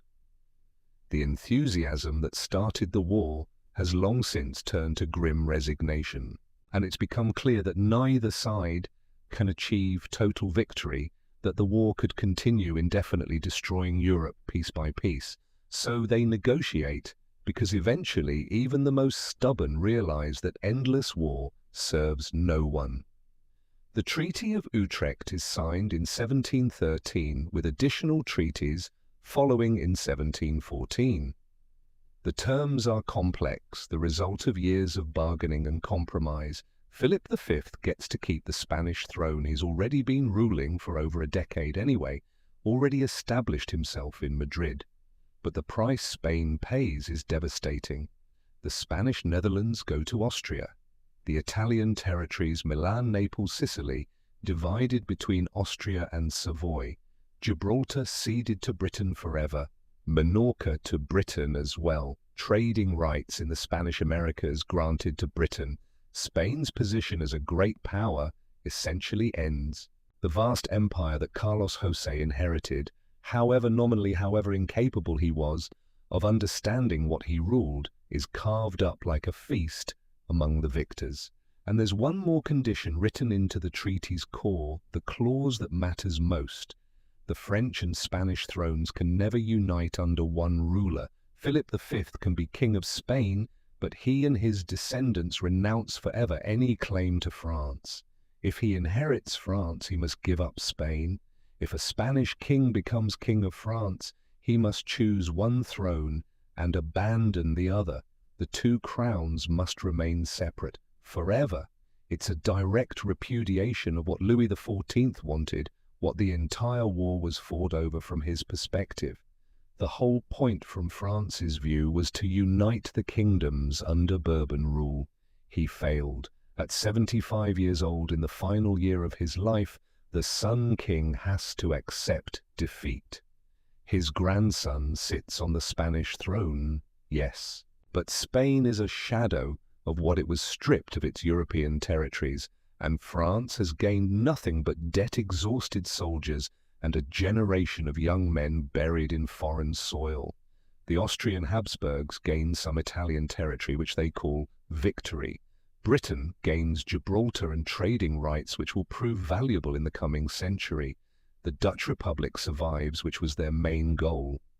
But everyone lost something. Hundreds of thousands dead, millions more suffering from famine, disease, displacement, caused by armies marching back and forth across the same territories year after year. An entire continent reshaped, borders redrawn, the balance of power permanently altered, all stemming from one terrible idea repeated across 2 centuries, that you could marry your cousins forever and expect no consequences, that blood could stay pure without becoming poisoned, that nature would allow you to break its rules indefinitely without sending a bill. Carlos José was the warning everyone ignored until it was too late to ignore. His twisted body, his broken mind, his inability to function, these were nature's alarm bells ringing for decades. But the dynasty was already too far gone to stop the pattern, too committed to the strategy. The machine had been running for 200 years, powered by pride and fear and the logic of power. And when it finally broke down completely, when the last defective king died, childless and alone in a bed soaked with his own fluids, Europe burned. That's the real legacy, the truth that portraits can't hide and official histories try to soften. Not the medical curiosity of extreme inbreeding, though that's certainly there. Not the portrait of a deformed king hanging in museums, though visitors still stop and stare. The real legacy is the war. The hundreds of thousands who died because powerful people refused to admit they'd made a mistake generations earlier, refused to marry outside the family when they should have, refused to bring in fresh blood when the warning signs appeared, refused to change the strategy until nature forced the issue by creating a king so broken he couldn't produce heirs. And by then it was too late. The dynasty ended, and the war began, and Europe's map was redrawn in blood. El Escorial, 1750. 50 years have passed since Carlos José's death. The War of the Spanish Succession is over, fading into memory for the old and into history books for the young. Spain is now ruled by Bourbon kings Philip V and his son Ferdinand VI. The empire is smaller, weaker, but at least stable. The Habsburgs are gone from Spain forever, though they still rule in Austria. The monastery palace of El Escorial remains massive and imposing, exactly as it was 50 years ago. Some things don't change. The royal crypt below the church still holds the remains of Spanish kings and queens in rows of identical tombs. A visitor descends the stone stairs, candle in hand, wanting to see where the Habsburgs are buried, curious about history. The air is cool down here, smelling of stone and time, the faint sweetness of decay that never quite leaves crypts, no matter how well sealed. He walks past the tombs, slowly reading the Latin inscriptions carved into marble. Carlos V, the emperor who ruled half the world. Felipe II, who built this very palace. Felipe III, Felipe IV. The names of empire builders, of conquerors, of kings, whose decisions shaped continents. Generations of power and glory carved in stone. Then at the end of the Habsburg row, smaller than the others, less ornate, Carlos II. The inscription is brief, almost embarrassed in its brevity. No grand titles beyond the necessary ones, no celebration of achievements, there were none to celebrate. No lengthy recitation of territories ruled, though technically he ruled them all, however nominally. Just his name and the dates. Carolus Secundus Rex Hispaniae, 1661 to 1700, 39 years. The visitor stands there for a long moment thinking about the stories he's heard. The Mad King. The Bewitched One. El Hechizado, they called him. The last Spanish Habsburg. The king who couldn't speak or walk or rule. The king whose death started a war that killed hundreds of thousands. Was it his fault? The visitor wonders aloud, his voice barely a whisper in the crypt, not expecting an answer. A monk passing through on his rounds of prayer hears the question. He pauses, considering whether to engage. Then, no, the monk says quietly, voice echoing softly off stone. He didn't choose to be born, didn't choose his parents, didn't choose the blood in his veins or the body it created. Then whose fault was it? The monk pauses, candle flame flickering, casting dancing shadows on the walls. The ones who came before. The ones who knew better, but chose pride over wisdom. The ones who thought they could ignore nature's laws because they wore crowns and commanded armies. He looks at the tomb, at the name carved in marble, and the ones who came after, the ones who went to war over his empty throne instead of finding peace, everyone who turned one man's tragedy into an excuse for violence and conquest. The visitor nods slowly, understanding, settling like weight. Could it happen again? Could a family make the same mistake? No, the monk says, with certainty. Or at least not the same way. The world is learning slowly. Knowledge spreads. People understand more about how bodies work, how inheritance functions, even if they don't have all the answers. But pride, fear, the desire for power and purity, those haven't changed. Those are human nature, and human nature doesn't evolve as fast as human knowledge. They stand in silence for a moment, two living men contemplating death and history and human folly. Above them, Spain continues under Bourbon rule. The empire is smaller now, less powerful, still recovering from the war and from decades of Habsburg decline before that. But it endures, change certainly, diminished undeniably, but alive in ways Carlos José never was, functioning in ways his broken body never could. The visitor thanks the monk and leaves, climbing back up stone stairs toward light and air. The monk returns to his prayer's voice, joining the eternal hum of devotion that fills El Escorial day and night. And in his tomb, Carlos José rests in darkness, surrounded by ancestors who created him through choices that seemed reasonable at the time. Unknown to him, unknowable to him, even if he could wake, his story has become something more than personal tragedy. A cautionary tale whispered in medical schools, where doctors are beginning to understand heredity, are starting to grasp why marrying close relatives is dangerous. A case study debated in royal courts, where marriage policies are slowly, reluctantly changing. A warning about the dangers of isolation, of pride, of refusing to evolve or adapt or admit mistakes. But he knows none of this. He is simply gone beyond pain and confusion and suffering. And perhaps that's mercy. The final mercy he was denied in life. Vienna, 1866. A monk named Gregor Mendel publishes a paper about pea plants, about traits and inheritance, about patterns he's discovered through careful observation and experimentation, about how characteristics pass from parent to offspring following mathematical rules, about dominant and recessive traits, about the laws governing heredity. It's the birth of genetics as a science, though few recognize it immediately, though it will take decades for his work to be truly understood and appreciated.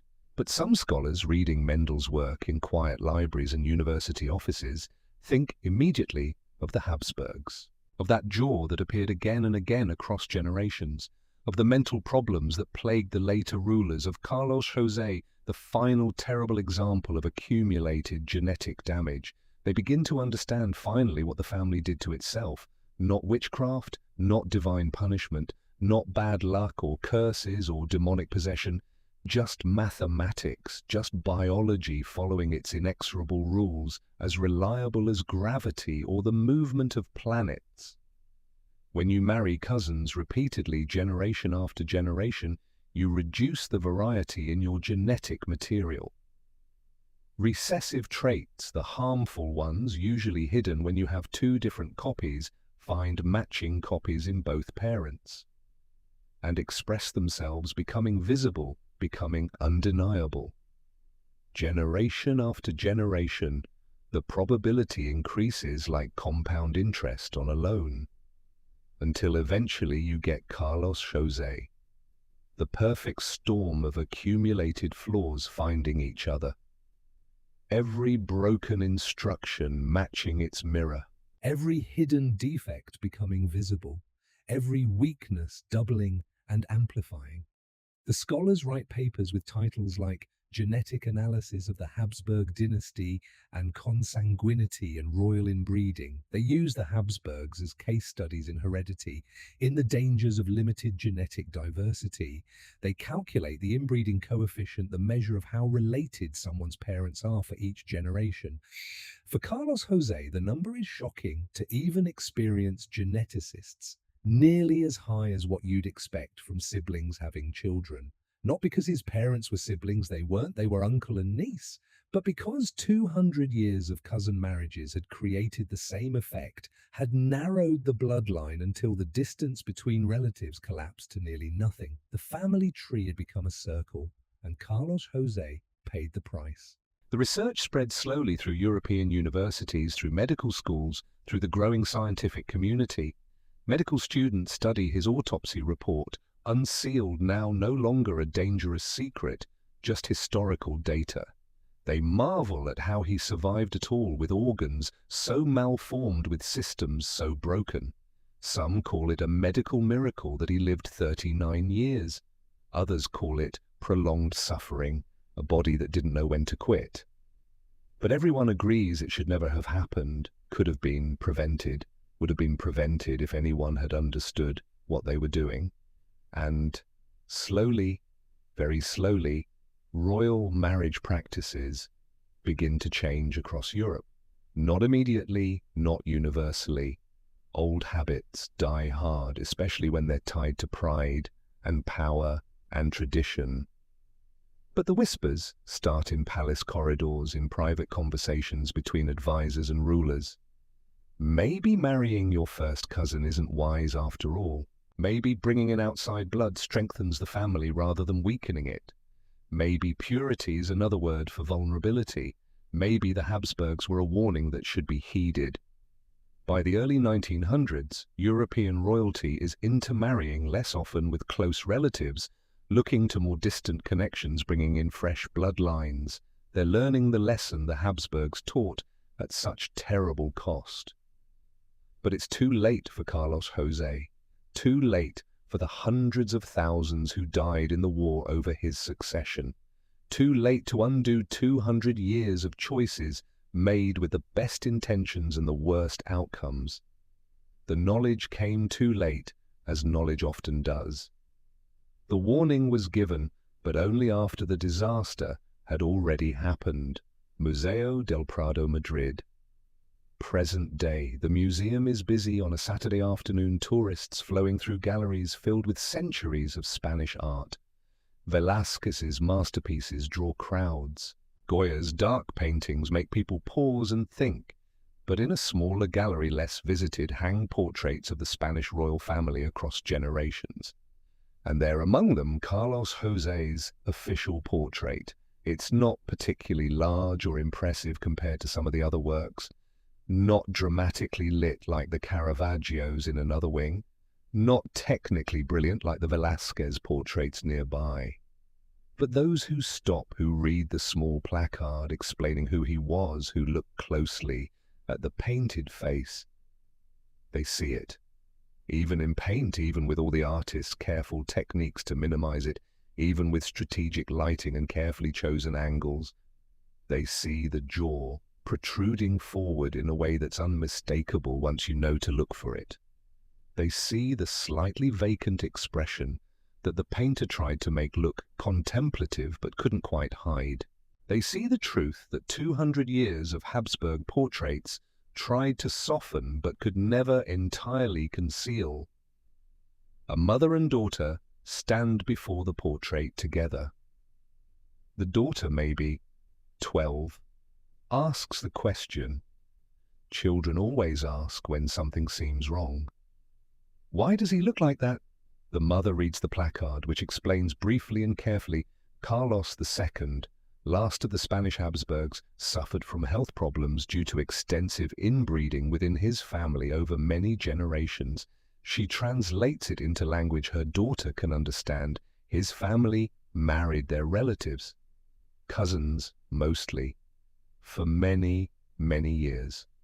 And eventually it caused problems, bad problems, the daughter observes, looking at the painted face with the mixture of curiosity and discomfort children feel when confronting difference. Yes, very bad problems. They stand there for another moment, the question hanging in the air between them. Did he know? The daughter asks, voice quiet. That it wasn't his fault, that his family did this to him. The mother pauses, considering, how do you answer that? Carlos José probably didn't understand much of anything, didn't have the mental capacity to grasp concepts like fault or blame or the weight of inherited tragedy. Probably spent his entire life confused, frightened, struggling to make sense of a world he couldn't comprehend. I don't know. The mother finally says, honesty the only real answer. I hope so. I hope someone told him kindly that none of it was his fault, but she doesn't really believe it, and her daughter can probably tell. They move on to the next painting, the next room, the rest of their museum visit, but the image stays with them both, the twisted jaw, the painted eyes, the sense of tragedy captured in oil and canvas. The portrait remains on the wall as it has for centuries.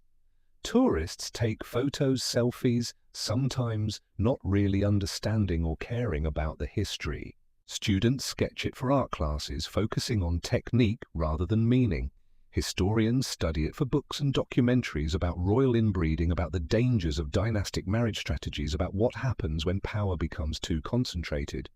And sometimes, rarely, someone stands before it and truly sees just the deformed jaw or the official history, but the human being trapped inside the tragedy. The child who never asked to be born into a body that didn't work. The young man who never wanted a crown he couldn't understand. The king who suffered for choices made generations before his birth.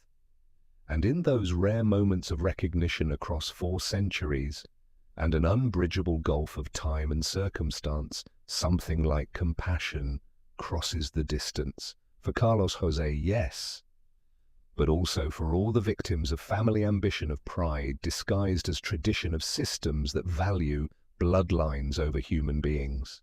For everyone who pays the price for someone else's mistakes.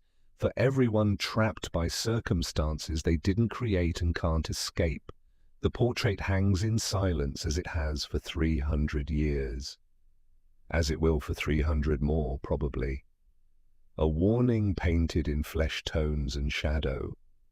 A reminder rendered in careful brush strokes. A question that still echoes through time. How many warnings do we need before we finally learn to listen? How many tragedies before we change the systems that create them? How many more Carlos Josés will the world create before we understand that blood alone doesn't make someone fit to rule? that purity is a dangerous illusion, that concentrating power in ever narrower circles always ends in disaster. The portrait has no answers, it only asks and waits, and remembers what the history books sometimes forget, that behind every dynasty's fall, every empire's collapse, every tragic footnote in the grand story of nations and kings, there are human beings, suffering, struggling, hoping for something better that never comes. Carlos José didn't destroy his empire. The empire destroyed itself, using his body as an excuse, using his suffering as the final excuse to tear Europe apart in war. And now he rests in darkness beneath El Escorial, his name a cautionary tale, his life a warning. The last Habsburg king of Spain, the final bill come due, the reckoning made flesh, silent, still, forever.